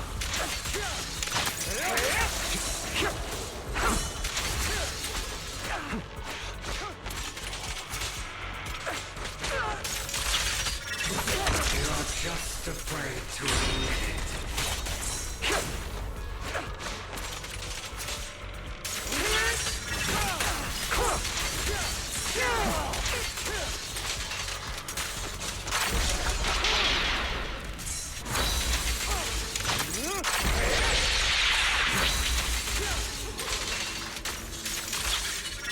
You're too scared to face your true self and what you truly desire. Trying to run, are we? Are you trying to kill me? You think you can just get rid of me? Without me, you are nothing. For what it's worth, thank you. Don't be afraid. You and I are inseparable. You're part of me, just as I am part of you. Fancy words won't change anything. No. It's not just platitudes. I finally understand now. Some pain only fades when it's seen, when it's accepted. So I won't fight you anymore.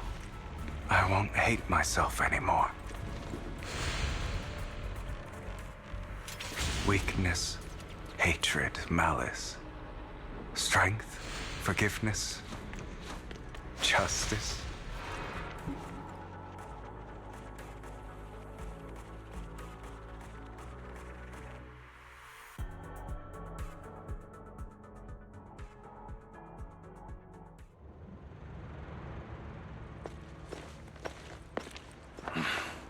Hugo, it's time.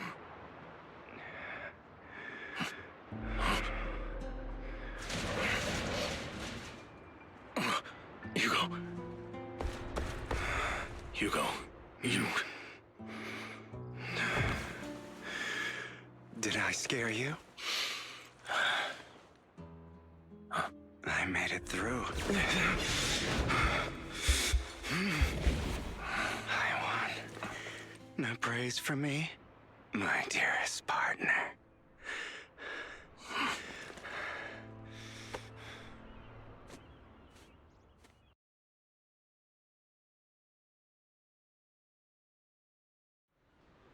This is just like what I saw in my dream. I guess there are still some lingering side effects.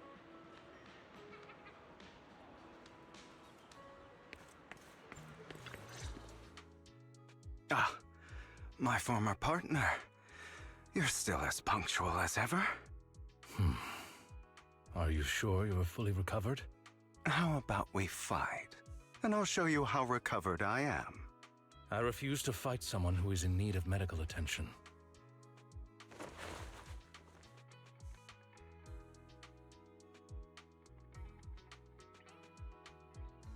How thoughtful. I'm touched. Or perhaps is this simply part of Victoria Housekeeping's professional care? I'd rather you not starve to death.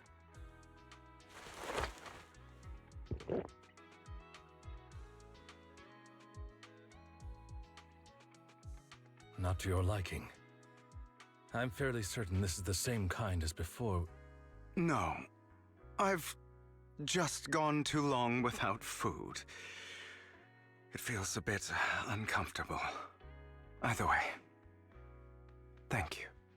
Now tell me, what exactly happened in the warehouse? Just going a bit crazy from...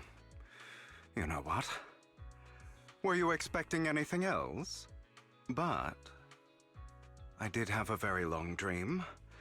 A dream about many things from the past. If I had to put it into words, it would be like giving myself psychological therapy. You seem like you could benefit from some too. How about it? Want to book a session with me? Trust me, I'm a pro. Seems you really have recovered. Well, of course. I'm feeling pretty great right now. Like I could argue with you all day on every petty detail of who exactly was in the wrong back then. I wanted to ask, what you said about Mockingbird before, when you faked your death, was that part of the act? You mean the part about how Mockingbird has never really changed anything or saved anyone? I didn't expect you to still be so hung up on this. Interesting. After all, it was you who chose to betray Mockingbird. To betray me. Just as I said before, I never considered Mockingbird a failure. Perhaps Mockingbird deviated from its origins, but it has its value. You shouldn't reject the things you've done. Or Mockingbird. I have contemplated this before.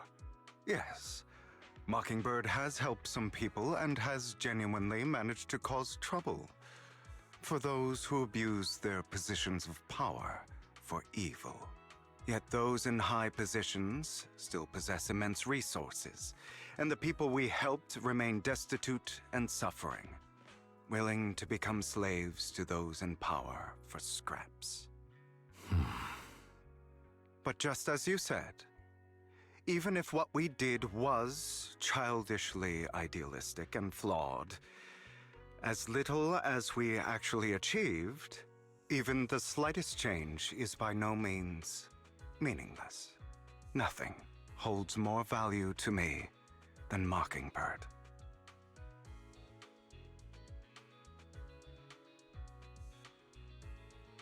All right, let's catch up later.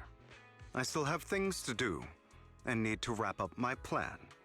I thought you would rest up first. As much as I would prefer that.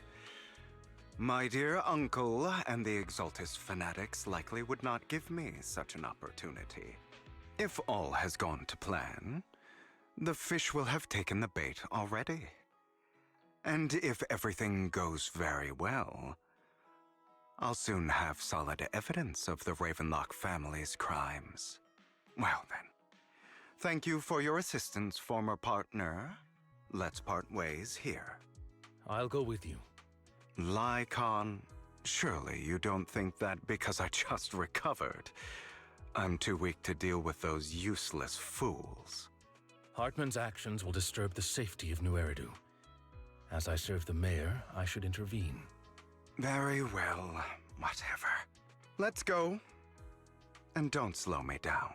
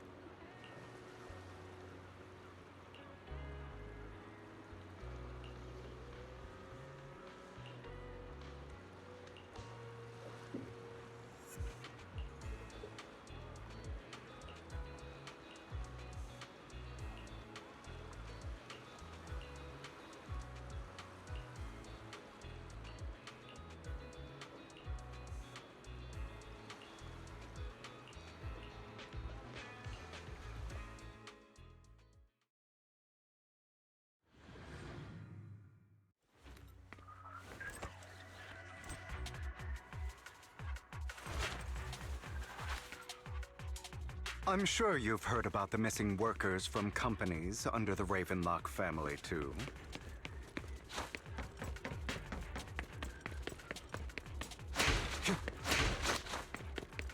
I know where they are.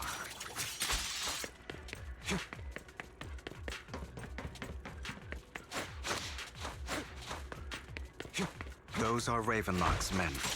The workers with them are the victims who were tricked into going into the Hollow.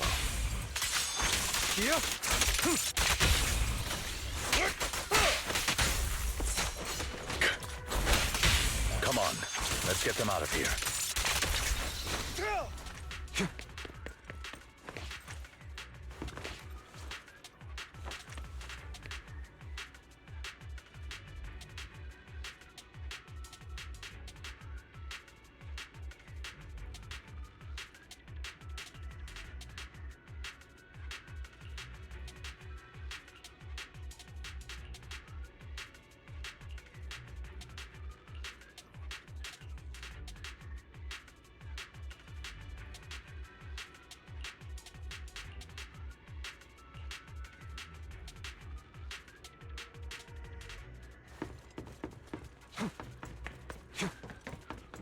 I'm not opposed to working with you. Bunch of nobodies.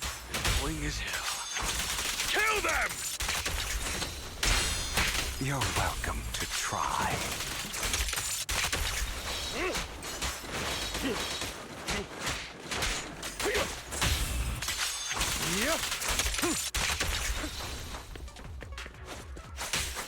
Time to hunt.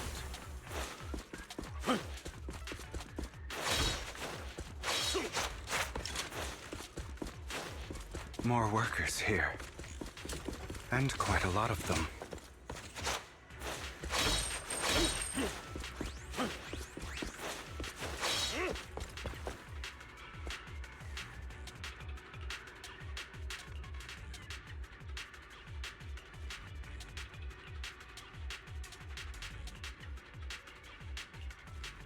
Is Hartman behind this, too? Of course. He threw them into the Hollow like offerings for the Exaltists.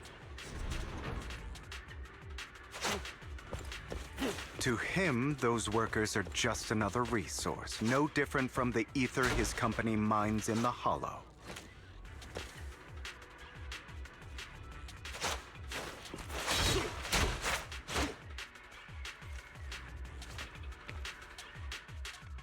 There's more over there. Let's hurry. It's different this time. Don't rush in. Let's listen in on what they're saying first. I still need more direct evidence to ensure the plan is absolutely foolproof. The compensation you promised, it's all real, right? All we have to do is follow you into the Hollow for some simple tasks, and you'll give us a huge sum of dennies. Sounds real suspicious. Shut your trap. You keep yapping and asking questions. If this is all so suspicious, why were you so eager to sign up for it? Because I don't have a choice. My daughter was previously caught in the Hollow disaster and suffered severe corruption. The treatment costs have completely drained our family's savings. So that's why... It's the same for me. A serious illness at a senior age. I need the money. Who would risk taking a job like this unless they were desperate? I'll do it. No matter how suspicious. As long as I can get paid, I'll do anything. Even risk my life! Wait, you people from the Ravenlock family, you're part of a big company in Tops. You wouldn't go back on your word, right? Don't worry, you'll get every denny you were promised. But before we start, you all need to take this medicine first.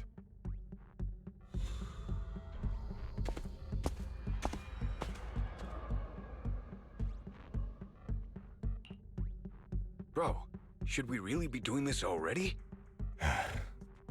These workers keep talking. We're wasting time like this. And the sooner they take it, the sooner it'll be over. Consider it an early release for them. What? You didn't say anything about having to take pills before.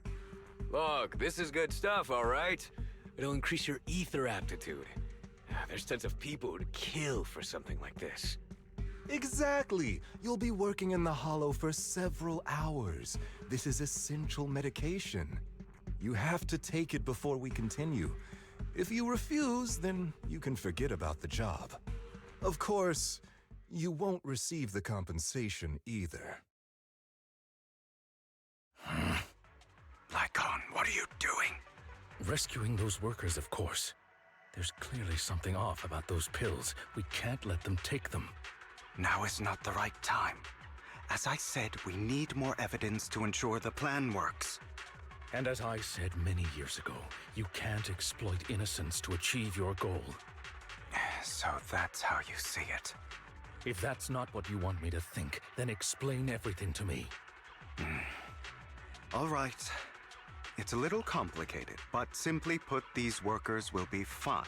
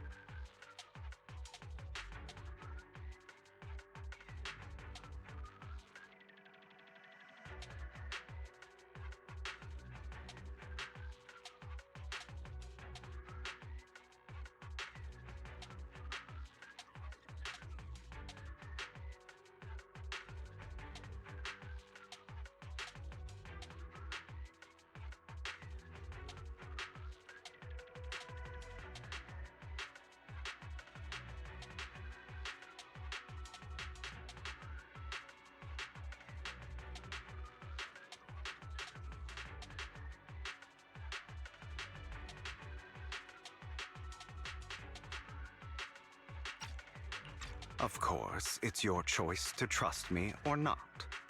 But if you try to rush in, I will stop you.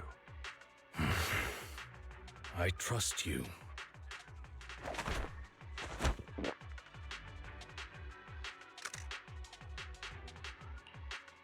All right. That's the evidence. Now we can go and beat them into the ground as much as you want. Don't forget, you owe me an explanation. Also, don't overdo it and kill them, even if they're the worst of the Ravenlock family. All right, Your Holiness, Saint Lycon. Who the hell are you? Why don't you take a guess? We're the ones here to stop you. Your legs? How are they? To be honest, I think I prefer the way you used to fight. Let the party begin. You had a lot more aggression.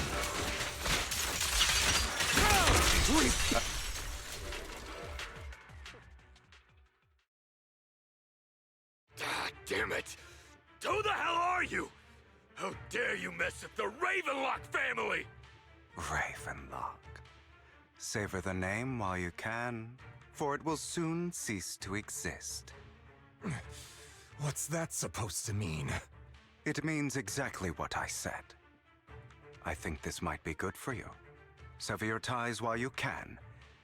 You still have a chance to walk your own path. The family's honor comes above all else. Is that really what you think? I saw the compassion on your face just now. You're not from the main family, right? That's why you were assigned to these trivial tasks. But in reality, there's no need for you to keep playing this boring game for them. I don't have a choice. From the moment I was born into the Ravenlock family, You always have a choice, if you're willing to act. All right, let's end the small talk here.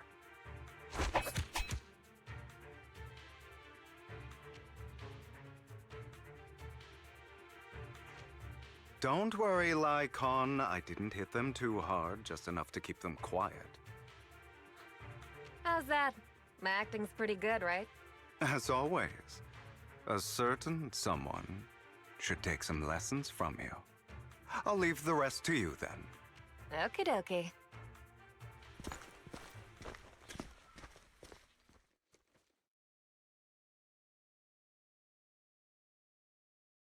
Okay, now can you tell me exactly what's going on here? As you can see, that worker just now was actually an informant of mine. The pills were swapped out with vitamin tablets. Outside of this batch, some workers have already taken the actual substance Hartman has. But rest assured, the antidote for it is already in development. I found the best in the field to help, and with the data I collected before, we should have results soon. I wanted to ask. The reason you decided to lock yourself in a room and endure the effects of the drug, besides getting evidence, it was also to collect data on this drug in order to create an antidote, correct? It seems you're not completely beyond hope. I thought you were just being stubborn. Sometimes I wonder if you know me at all. Then, I have one last question. Why did you never tell me any of this back then? The truth is, I heard everything. That entire conversation between you and Jack. Before he passed away in that small attic. When Jack called you aside and gave you those warnings.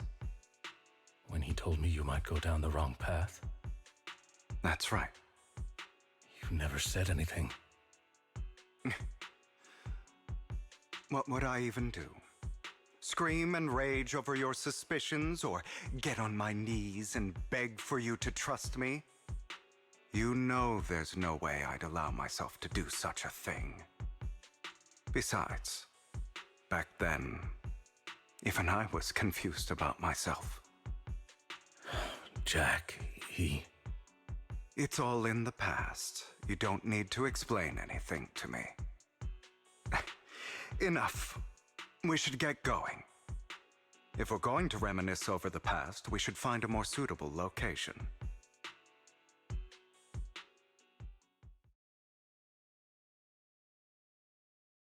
Lycon, that incident back then, I didn't do it. It was a scheme Hartman devised to take over the family. It was Hartman who killed my father, too. I only discovered the truth long after the fact. I did indeed attack my father, and I thought he was dead. But he wasn't. I couldn't kill him. And even before that, if I hadn't hesitated, none of what followed would have happened. Even now, I still think they deserve death. But I no longer care to personally deliver that fate. They're beneath me. And I have more important things to do. I know we may never agree on that point, Lycon. I once wanted to fight against those ugly truths that defined me, but I discovered that the more I rejected them, the more painful it became. So, I could only accept that crazed, hateful, and malicious side of myself. As long as I know I will never become like my father, like Hartman. That is enough for me. You've changed, but I think that might be a good thing. Don't patronize me. You've changed a lot too, compared to before. I still disagree with Jack's words, and I won't forgive your betrayal. I will walk the path I believe is right, even if I must tread over thorns and through the mud. But I will also allow you to walk your own path, Lycon. Should I say thank you? You're welcome. Come to think of it, we haven't talked about your legs and eye. It was just an accident, not your fault. I'm doing well now. I hope you are too. On the contrary, perhaps I should be the one apologizing. I misjudged you. I used to think you wanted power, that everything you did was for your own ambitions. I thought you wanted the power to pass judgment on all in this world like a god. I am a god. I am my own god. Or you could say that in this world, everyone is their own god. There are many things that we are powerless to change. But there are also many choices we can make. Just as I said before, I am the only one who can kill me or save me. I'm glad you think that way. Let's go. I still have one last thing to do. To witness the end of Ravenlock.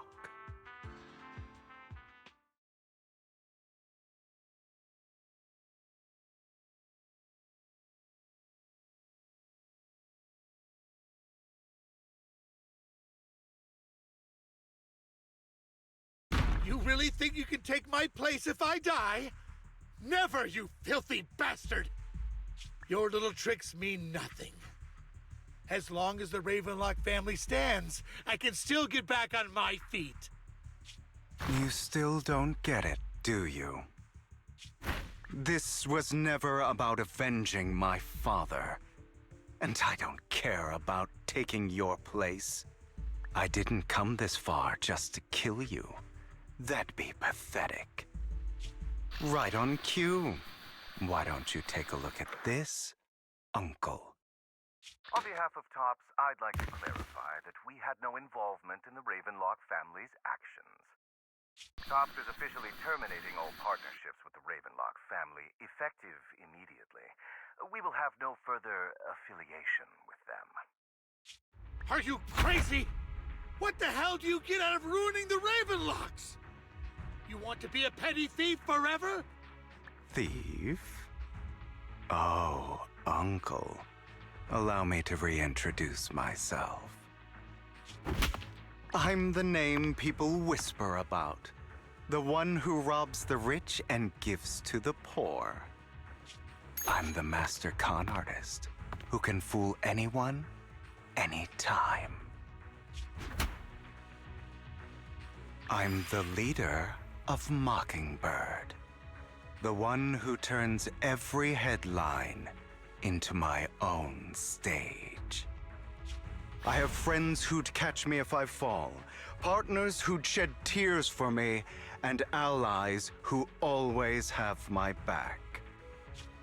I am Hugo Vlad.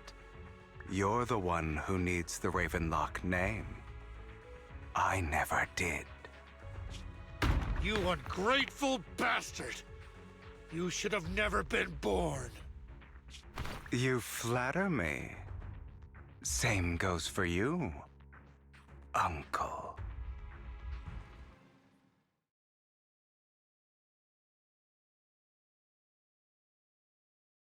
You've done well, Vivian. You had better give me an explanation. And here I thought this would be a touching reunion. What's with all the anger? Hugo, I'm a member of Mockingbird too. And I mourned your death. Listen, Vivian. I don't want you or the people you cherish to get caught up in danger because of me. I've always been selfish, so I don't hesitate to use you all as variables in my plans.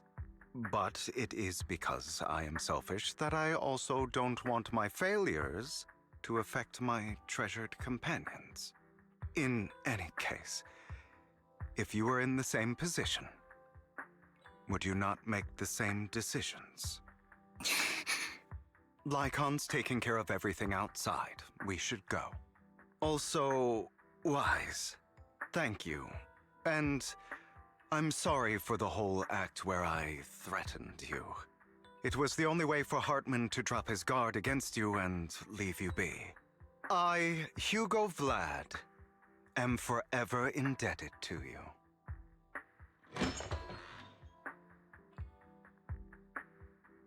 Master Proxy, although it is late, there is some important intel that I must give you now. Did you know about Hugo's plan to fake his death and everything that's been happening, Lycon? I was simply playing along. After all, I could not determine whether Hugo's plan would pose a threat to you. You are a student of the mayor's late friend, and I am obligated to protect you. You still have that habit of finding awkward excuses when you're embarrassed. Mr. Hugo Vlad, if you have any important intelligence to share, please do so with haste. I need to return to rest before midnight. You two sure are, close? For the sake of a certain old fossil's sleep schedule, I'll keep it brief. I learned from Camille that Dina intends to embed the sacrifice core into the sacrifice. Apparently, it will make the sacrifice much stronger. Sacrifices created this way will not retain their minds and will indiscriminately attack all living beings, including their creator. So the Exaltists don't do this. It would bring them no benefit. But Dina's concoction can control people's minds. If a person takes the pill and is injected with the serum Landon left behind, the sacrifice would be under its creator's control. Although the dormant sacrifice has been destroyed, Dina found a batch of that serum her father created and wants to create new sacrifices. Putting aside the sacrifice for now, Hartman's sacrifice core is fake. We don't know where the real one disappeared to. The real core has always been here. Here? In Lord Phaethon's video store? Vivian, do you remember when I suggested you give that collectible to our dear Proxy? I remember. But that was just an ordinary pendant. And I've met the person who submitted it. She has absolutely no connection to the Exaltists. How about our dear Proxy take out that pendant so we can take a look?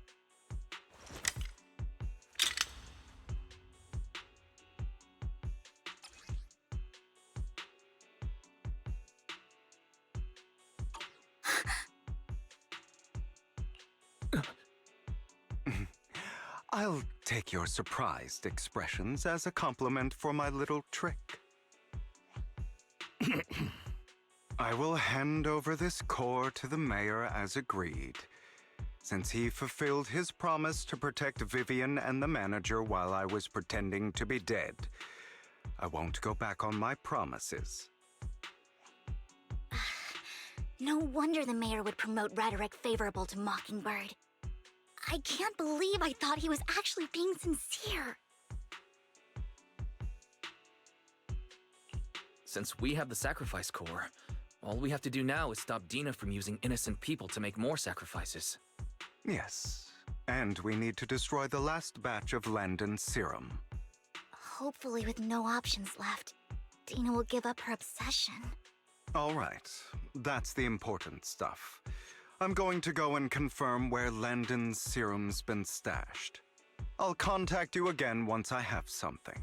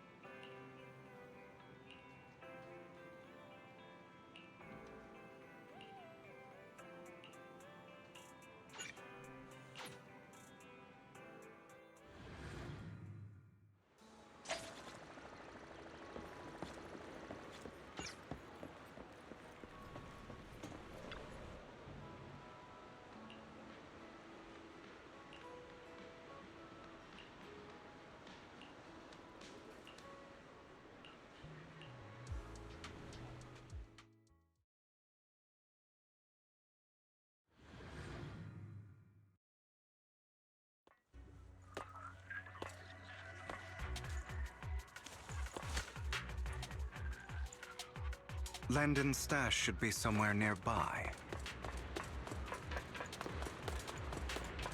I did some digging. Some of the missing workers were brought here too.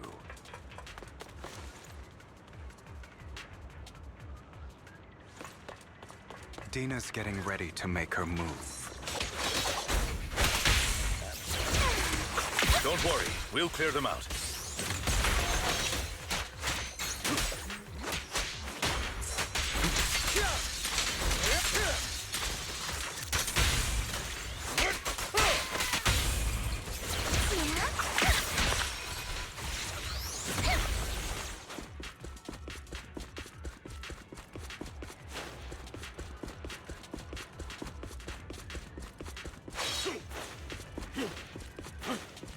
They're trying to destroy the goods! Stop them!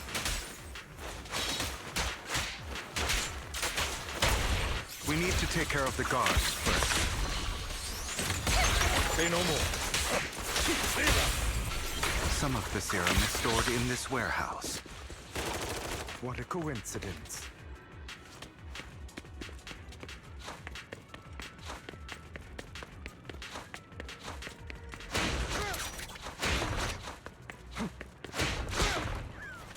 You're not taking anything from here. Hugo, get the guards first.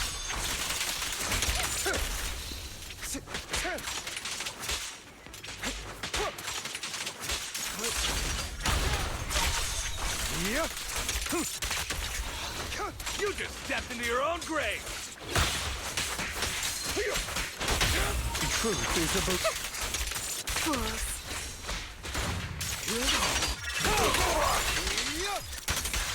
Over here!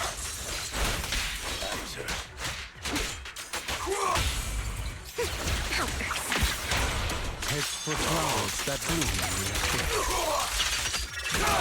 Repent! Out of my way! Move it!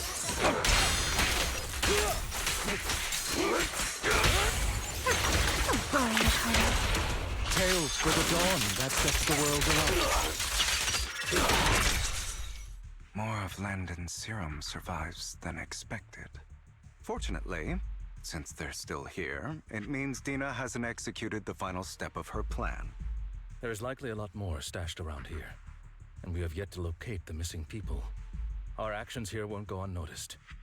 Perhaps they're making plans to deal with us on their side. With Landon and Dina's concoctions combined, she may be capable of creating a sacrifice that obeys her. If it comes to that, this will get far more troublesome. How about we split up? Hugo and Lycon will destroy what remains of the substance around here, and Vivian and I will go search elsewhere. Very well. Let's go with your plan. But be careful if you encounter Dina and her people. According to Camille, she's absolutely obsessed with completing her father's dying wish. Who knows what she may try? Let's part ways here for now. And perhaps the other manager could use EOS to guide us. Sure. I've been feeling way better these past few days, so just leave it to me. It's only now that I realize how fortunate we are to have two Lord Faithins. Yeah, but I feel like our work's doubled. In the past, Wise and I would only ever work on the same route. Greater power means more responsibility. And in any case, I'm sure the mayor would be able to provide double compensation. He's a very generous person, after all. Right, Lycon? I will request additional compensation from the mayor. It's not about compensation. It's just... I'm still not used to us being separated in the Hollow, so I'm worried about Wise's safety. Oh, but I have no doubt in your abilities. I just haven't gotten used to it yet.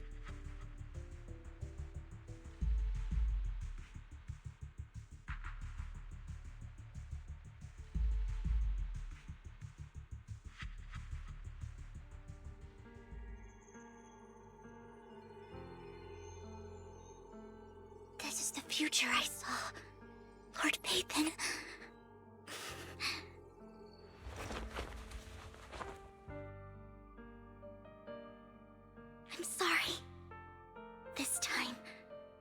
will make sure the future I saw does not come to pass. I don't want to bring you misfortune. That's all I wish for.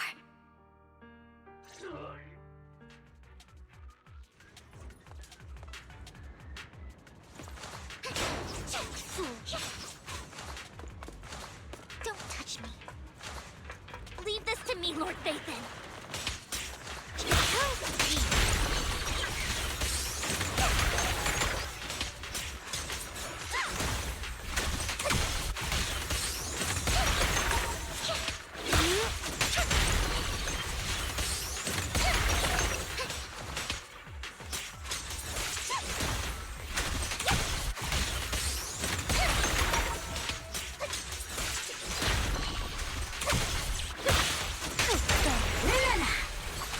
Lord Vathan, there might be more serum here.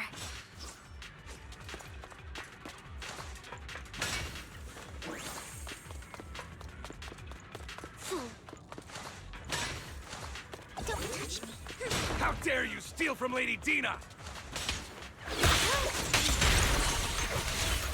I'll try to go easy on you. No promises.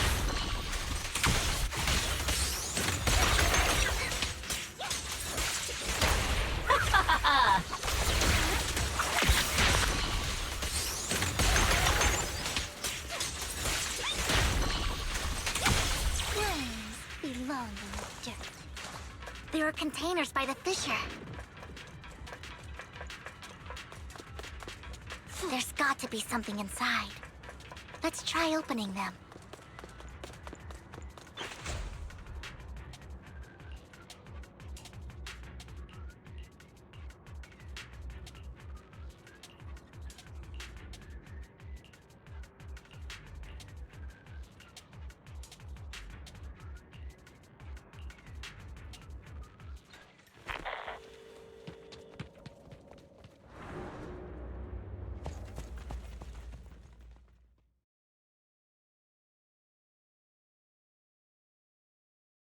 It must have been tough for you to find this place. Vivian, if you had stayed out of it, I wouldn't be so eager to get rid of you. Those people have been taken to safety. You're all out of options. They're just mere test subjects. So what if they get away? There will always be people consumed by greed, and therefore, they will come willingly to me. In any case, what are a few sacrifices in comparison to the completion of Father's grand ambition? Dina, you deceived those people. They didn't come willingly to you. You tricked them, just like Landon did back then. Deceived? Father gave hope to those who had everything taken from them by the Hollows. Vivian, you once rejoiced at the hope Father offered you, too. Before Father took you in, you were no more than an omen of disaster that no one wanted. It was Father who gave you shelter and a purpose for existing. Do you remember the first time you bestowed a blessing under Father's guidance? How did you feel when that person looked at you with adoration and gratefulness? That was the first time you felt hope. Like your existence had a purpose, right? Don't forget that it was Father who, through what you call deception, gave you hope. And you, what have you done? You basked in Father's attention and everyone's adoration, only to destroy everything. Do you think that by leaving the Exaltists, those people will live better lives? Of course not. Those who suffered under the Hollows will only continue on as walking corpses, without the hope Father gave them. Do you really think you're some sort of savior, Vivian? In the end, you're just an ungrateful brat who brings misfortune to those around her. It was you who destroyed everyone's hope. Not everyone wants to live in false hope, Dina. You say it's because of greed that people willingly become your sacrifices. Perhaps those people aren't entirely virtuous. But that greed is just wanting to live a better life beyond the Hollows. What you and Landon have done was never about giving people hope, but exploiting it. Stop lying to yourself. Deep down, you know what Landon did was cruel. No. Back then, when Landon wanted to inject you with the serum, the fear in your face was as plain as day. I saw it all clearly. If all of this is as righteous as you claim, then why did you make such an expression, Dina? Don't look at me with such pity! Father did nothing wrong. All of this is to make something of the Hollows other than disaster. That's everyone's only hope. Dina, it's not too late to stop. Stop living in this lie. You know what would happen if a sacrifice loses control and escapes the Hollow. It's not the Hollows that are to blame for those people's deaths, but the hope you keep talking about. That will cause more despair and claim more lives. That is merely the necessary sacrifice to accomplish a greater goal. No one deserves to be a sacrifice. Your hypocritical magnanimity disgusts me. I can always go and get more test subjects if they've escaped. And I will be able to replicate Father's serum with enough time. With you gone, I'll be able to complete Father's gift to the Creator and fulfill his last wish. Camille, release the failed subjects. Lady Dina. Camille, are you going to do what you did before? You keep saying you'll follow the Creator, but it's all lies. Lady Dina, the Hollows took my family from me. I understand that there's no way to get back what I've lost. It was Lord Landon who told me that the Creator would guide me. One day, Hollows will no longer be disasters. Everyone will be able to survive inside them. I look forward to the day when this hope becomes reality. I watched you grow up, and I know that you've always looked up to your father.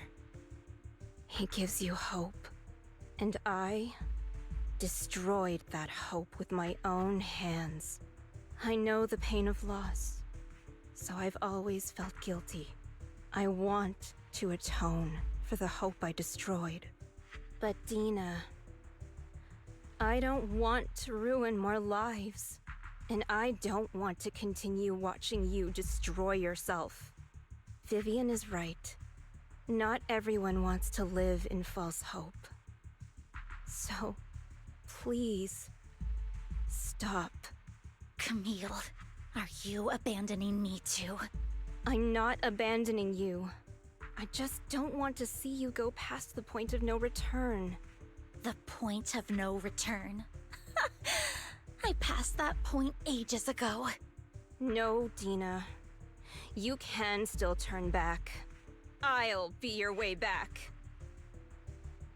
Where are you going, Camille? I made a deal with Hugo and the mayor. If someone needs to take the fall for this, let it be me. I did it. All of it. I've been forcing Landon's only daughter, Dina, to research how to create sacrifices.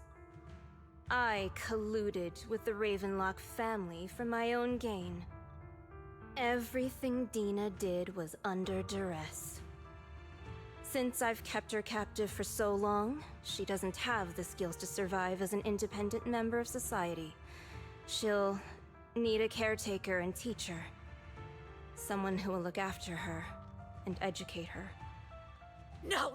I refuse, Camille! I refuse to accept this! Dina, I'm going to dispose of those failed subjects. I won't allow it! You'll die! I won't allow it! You can't leave me. I command you!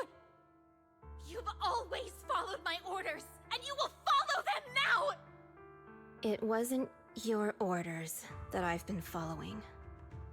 My younger sister, who was stolen from me by the Hollows, also had such beautiful red hair. When Landon told me the Creator could bring me hope, you were standing there, right behind him. I was certain, then and there, that this was the hope the Creator had given me. Start over, Dina. You still have so long, so much time. You'll make friends, find people who love you, and make many beautiful memories. That's not what I want!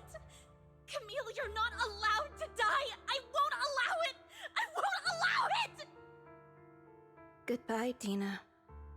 And I'm sorry, Vivian. I'll leave the rest to you.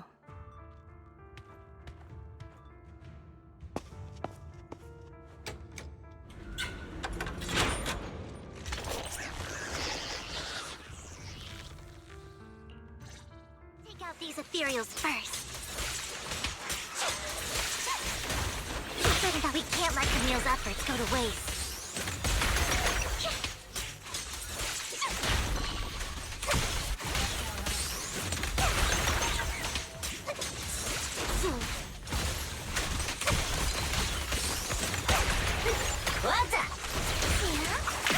Let's go after Dina, Lord Phaethon.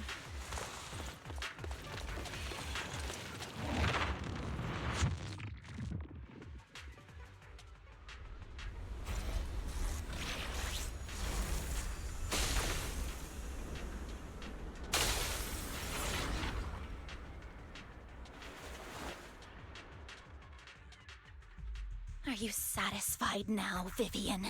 You were the one who brought yourself to this point. You're saying this is all my fault? Losing my father, losing Camille. I wish you had never come into my life. At first, when Father brought you home, I was happy. There are so many Exaltists, yet Father never allowed me to get too close with any of them. I never had any friends either. But when Father brought you back, he told me to take good care of you, that you were my first friend. I was also so happy the first time you took my place in helping Father select a person to receive the blessing, because it meant you were different from all those other people. You could stay with me. But soon, I grew jealous. You took the attention that should have belonged to me. You even took Father's love from me. It's only because of my ability that Landon... I know, but... Vivian, jealousy is something you cannot control. Of course, the same goes for fear and hatred. I was terrified that one day you would look at me and shed tears. I knew if that day ever came, Father would not hesitate to force the blessing upon me. And when that day did come, I hated you for causing my father's death. Tina, you knew everything about what happened back then, so... why are you still defending Landon? And why didn't you tell me back then? If I had known earlier, maybe I could have found a way. Because it's the only thing that makes me more special than you, no? It proves I had Father's trust. I was more useful to him. Vivian, you said you wandered without a home ever since you were young, hated by anyone you encountered. You were happy to gain recognition from everyone and help Father when you were among the Exaltists. But in the end, you discovered you were being used, so you felt betrayed and hurt. Then, what about me? All I ever had was my father. I've never known a life outside of the Exaltists. Ever since I was young, my only purpose was to help Father select who was to be blessed. The only purpose I had was my father and the Exaltists. I've never been taught anything else, Vivian. It is what little value I have, and have ever had. In the end, you took even that from me, and completely destroyed it. You think you're doing good and fighting evil. You've only managed to affect a small part of your world. But have you ever wondered if maybe that's all there is to my world? I never wanted to hurt you. You were also my first friend. And that's why I wanted to save you back then. Save me? You and Camille all talk about saving me. Why don't you understand? To me, loss is so much more painful than death. Tina, you can start over. Everything Camille did was so you could live on. Let's leave the Hollow together. There are so many amazing places in New Eridu. This time, I'll take care of you. I've also met so many amazing people. I'm sure they'll love you too. Okay, Dina? Vivian, I can't forgive you. And I don't want to forgive you. I have nothing left. If what little hatred I do still harbor were taken from me, well, I refuse to be so pitiful. I won't apologize, Vivian.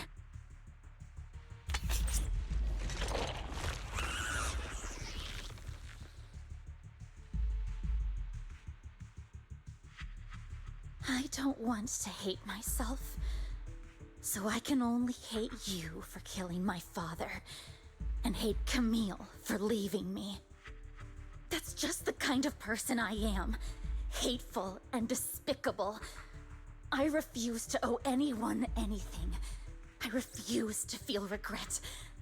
I won't. Vivian, I will keep hating you. I will take all who are precious to you.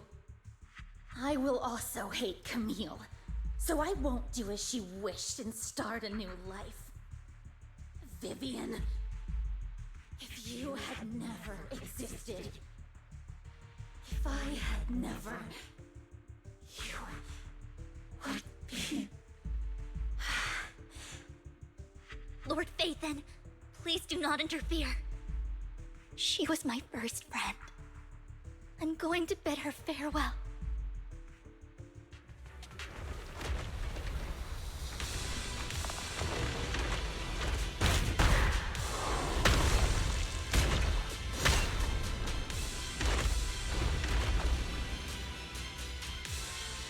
Dina, soon the pain will be over. Lord Phaethon, don't come any closer!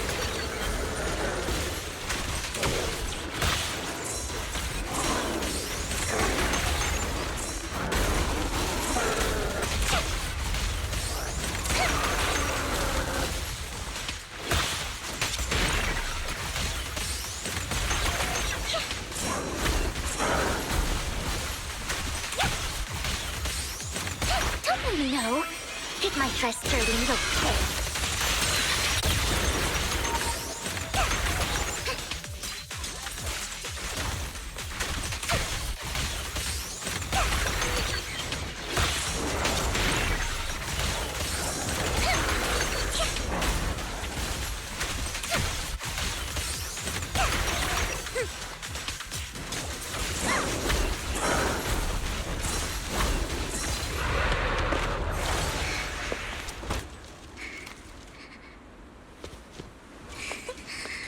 Vivian, behind you! Lies!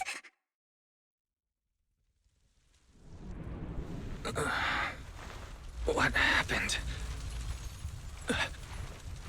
What the...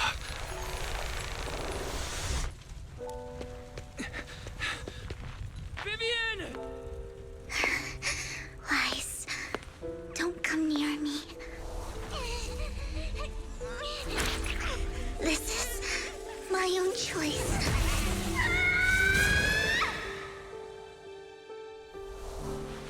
I will change the fate I saw. Vivian! I just want you to remember me when I looked my best. Vivian! Careful. Vivian, your body... I'm sorry you had to see me like this, but I don't want to be the one that only brings misfortune anymore. No. There's got to be another way. It's so warm, and the night is beautiful. Vivian?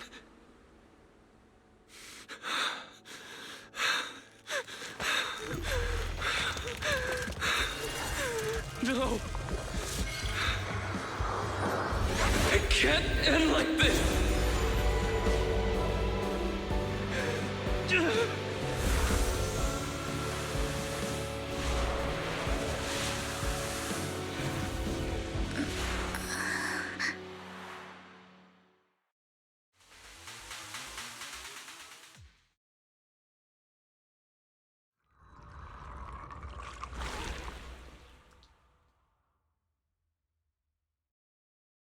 Wise.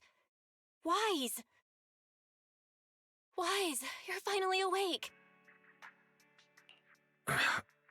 I'm at the store? I remember I was with Vivian. Wait, she injected herself with Landon's serum. Is she okay? Hugo and Lycon brought you out of the hollow. You scared me to death. Thank goodness you woke up. And you said Vivian used the serum on herself? But she looked fine to me, bar a couple of scratches. Hugo sent me a message earlier saying he got her checked over and she was all right. Do you remember what happened? The situation was dire, so Vivian used the serum on herself to defeat the ethereals. I saw the crystallization process starting to occur. I can't describe exactly what happened. I saw something blurry, but I just wanted to stop Vivian's corruption process. I don't know exactly what I did, but then I lost consciousness. What happened after that? When I let Hugo and Lycon there, it was just you and Vivian lying there on the ground. We couldn't wake either of you. Let's put that aside for now. Do you feel any discomfort-wise? I'm a bit dizzy, but otherwise, I'm fine. Don't worry. Phew, that's good. You should rest for tonight. Hugo and Vivian said they'll come over tomorrow, so we can discuss the details then.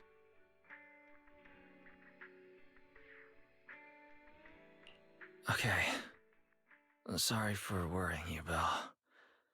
Good night.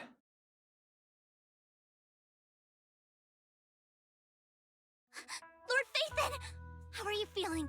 No headaches? Leg pains? Heart palpitations? Loss of appetite? Vivian? I was just so worried. Sorry. Anyway, Lord Phaethon, I'm so glad you're okay. What happened this time was all my fault. Things were dire, and you did what you had to.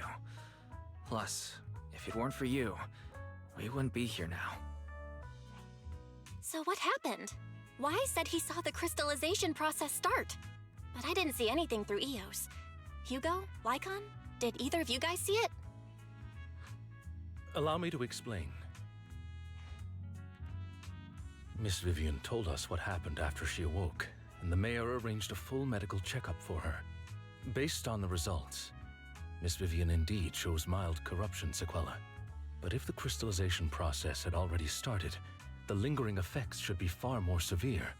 To be precise, if the process had already reached the point of mass surface crystallization, it should have taken no time at all to become an ethereal. So, the mayor theorizes that it was the etheric energy within Master Proxy's body that affected Vivian's condition and the surrounding etheric particles, causing Vivian's corruption to recede. Essentially, corruption is a reaction between the etheric particles inside the body and in the surrounding environment. Therefore, it's not necessarily irreversible, just that currently our mainstream method of defense is prevention.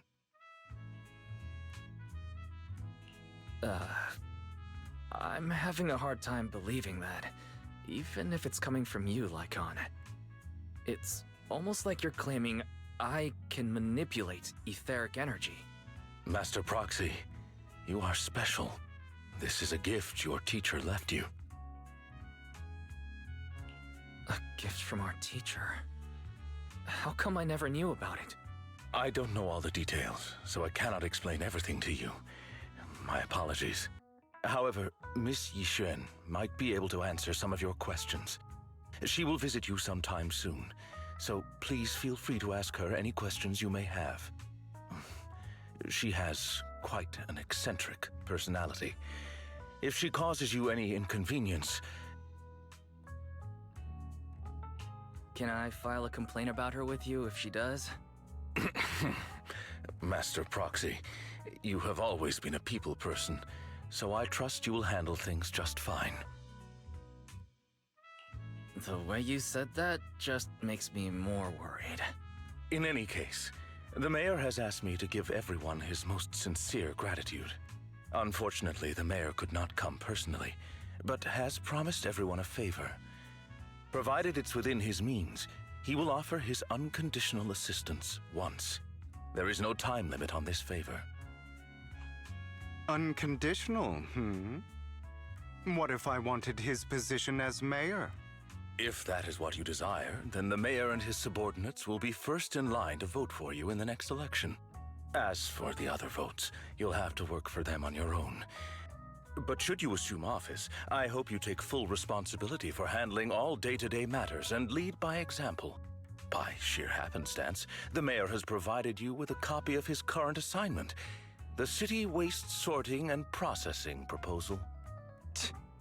Old fox. Well, can I request Lord Phaethon's? The mayor imagined you might ask. I have prepared all the necessary documents, and the ceremony expenses will be covered by the mayor as a gift. As long as Master Proxy agrees, we can sign and process the documents immediately. But this matter requires mutual consent and cannot involve coercion, confinement, or one party's lack of consciousness. Stop! I would never do that to Lord Phaethon! Probably. At least not today. As for you, Master Proxies, the mayor has some sense of what you desire. That said, he hopes you might speak with Miss Yixuan first before you decide the timing of that favor.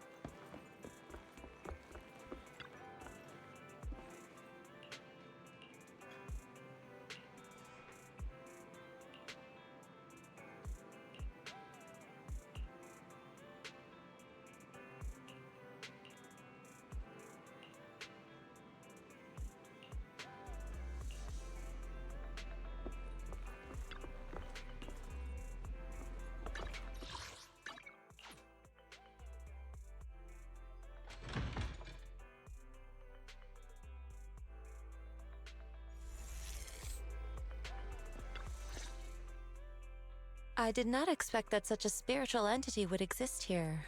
It appears this street is a geomantic gem.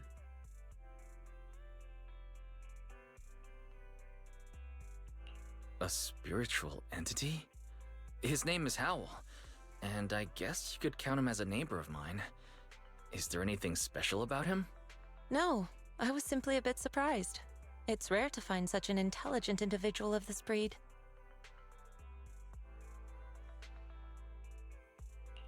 Even huskies can be really smart, like Howl. You're right. Yet, being overly intelligent comes at a price. It must stay here for prolonged periods of time, parted from its owner and unable to move about freely. Both a blessing and a curse. However, it seems quite happy. We've strayed a bit off topic. Since you're back, let's discuss our partnership.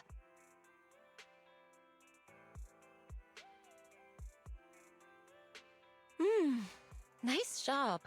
Good air circulation, excellent layout. Very suitable for a business. Your bamboo here are also very energetic. It seems your fortune is good when it comes to wealth. Huh. You even know feng shui? I'm happy to hear that. But who exactly are you?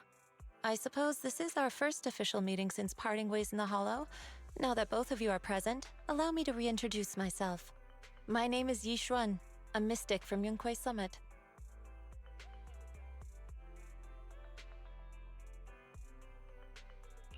Mystic? Like those people in movies who can tell your fortune and go around blessing people? This is my first time meeting one in real life. But what's Yuinkui Summit? Any details you can give? Just an ordinary sect of the mystic arts. Our disciples travel all across New Eridu and sometimes collaborate with authorities. Currently, I'm affiliated with the Hollow Investigative Association. Right now, however, I'm here to discuss a partnership in the name of the Mayflowers. So, what sort of partnership are we talking about? I have reviewed the documents provided by the Mayflowers. You previously underwent an implant surgery. After recent adjustments, abnormalities occurred. These abnormalities bear resemblance to the craft practiced by us at Yuinkui Summit. If you are willing, I can teach you how to better control your abilities. Better control my abilities. That sounds great, but there's no such thing as a free lunch. Since you're willing to teach us your craft, Shifu, you must want something in return, right? That's right. Mayflower will have you join me for some investigations. Looking at my divination results, this will be a complicated and very likely dangerous matter. He's still going over the details, but should have more information for you soon. You can wait until then to decide.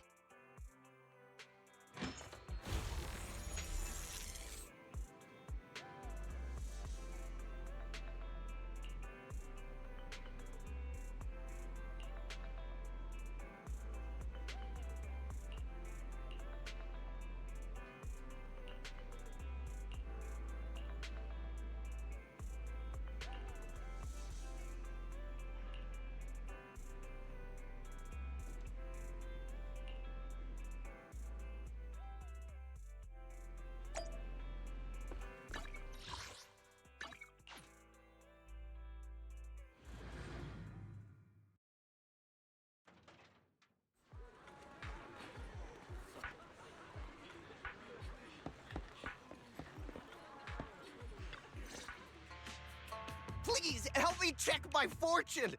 Here's my palm. Look! Doesn't this thick wealth line mean I'm about to strike it rich? I've looked it over, and your fortune is decent. Huh? You barely looked at it, and you're already done? You have good fortune. What? You don't believe me? I do. Thank you so much. Next, it's my turn. Hey, wait, hey, quit cutting in line.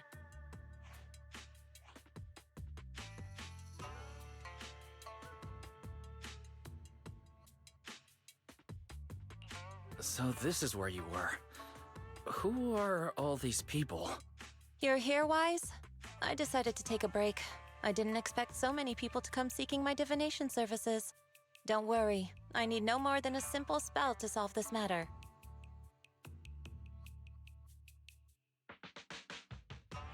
Fortune-telling services is 10,000 dennies per session.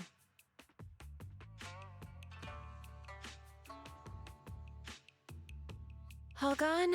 Good. It seems the Banish Wealth and Desire spell is still effective.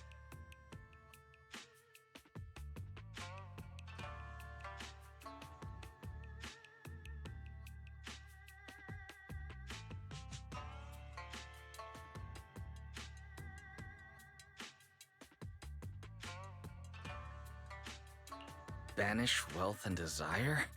That's a spell? This isn't the kind of craft you said you were going to teach us, is it?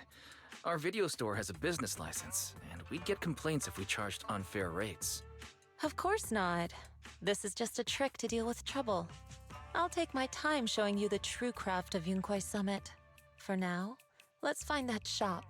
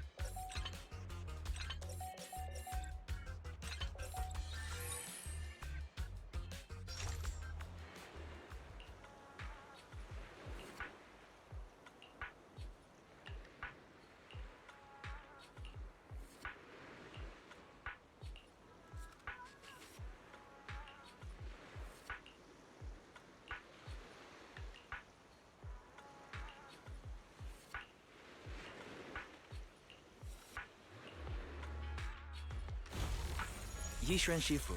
The store is right up ahead. Yes, this is the place. Ah, this is the one.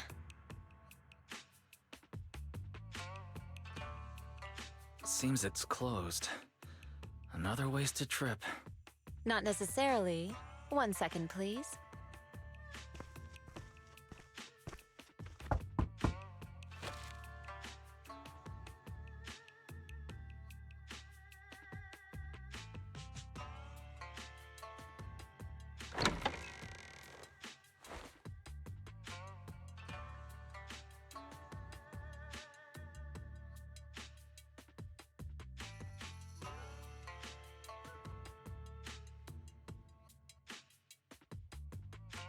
Huh?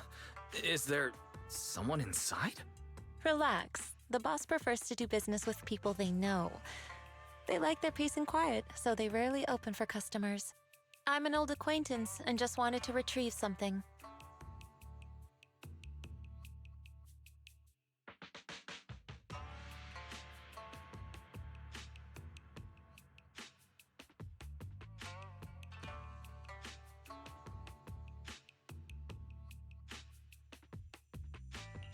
What a strange private business. Shifu, what exactly are you retrieving? Just some things needed for our future investigations. You'll know in time.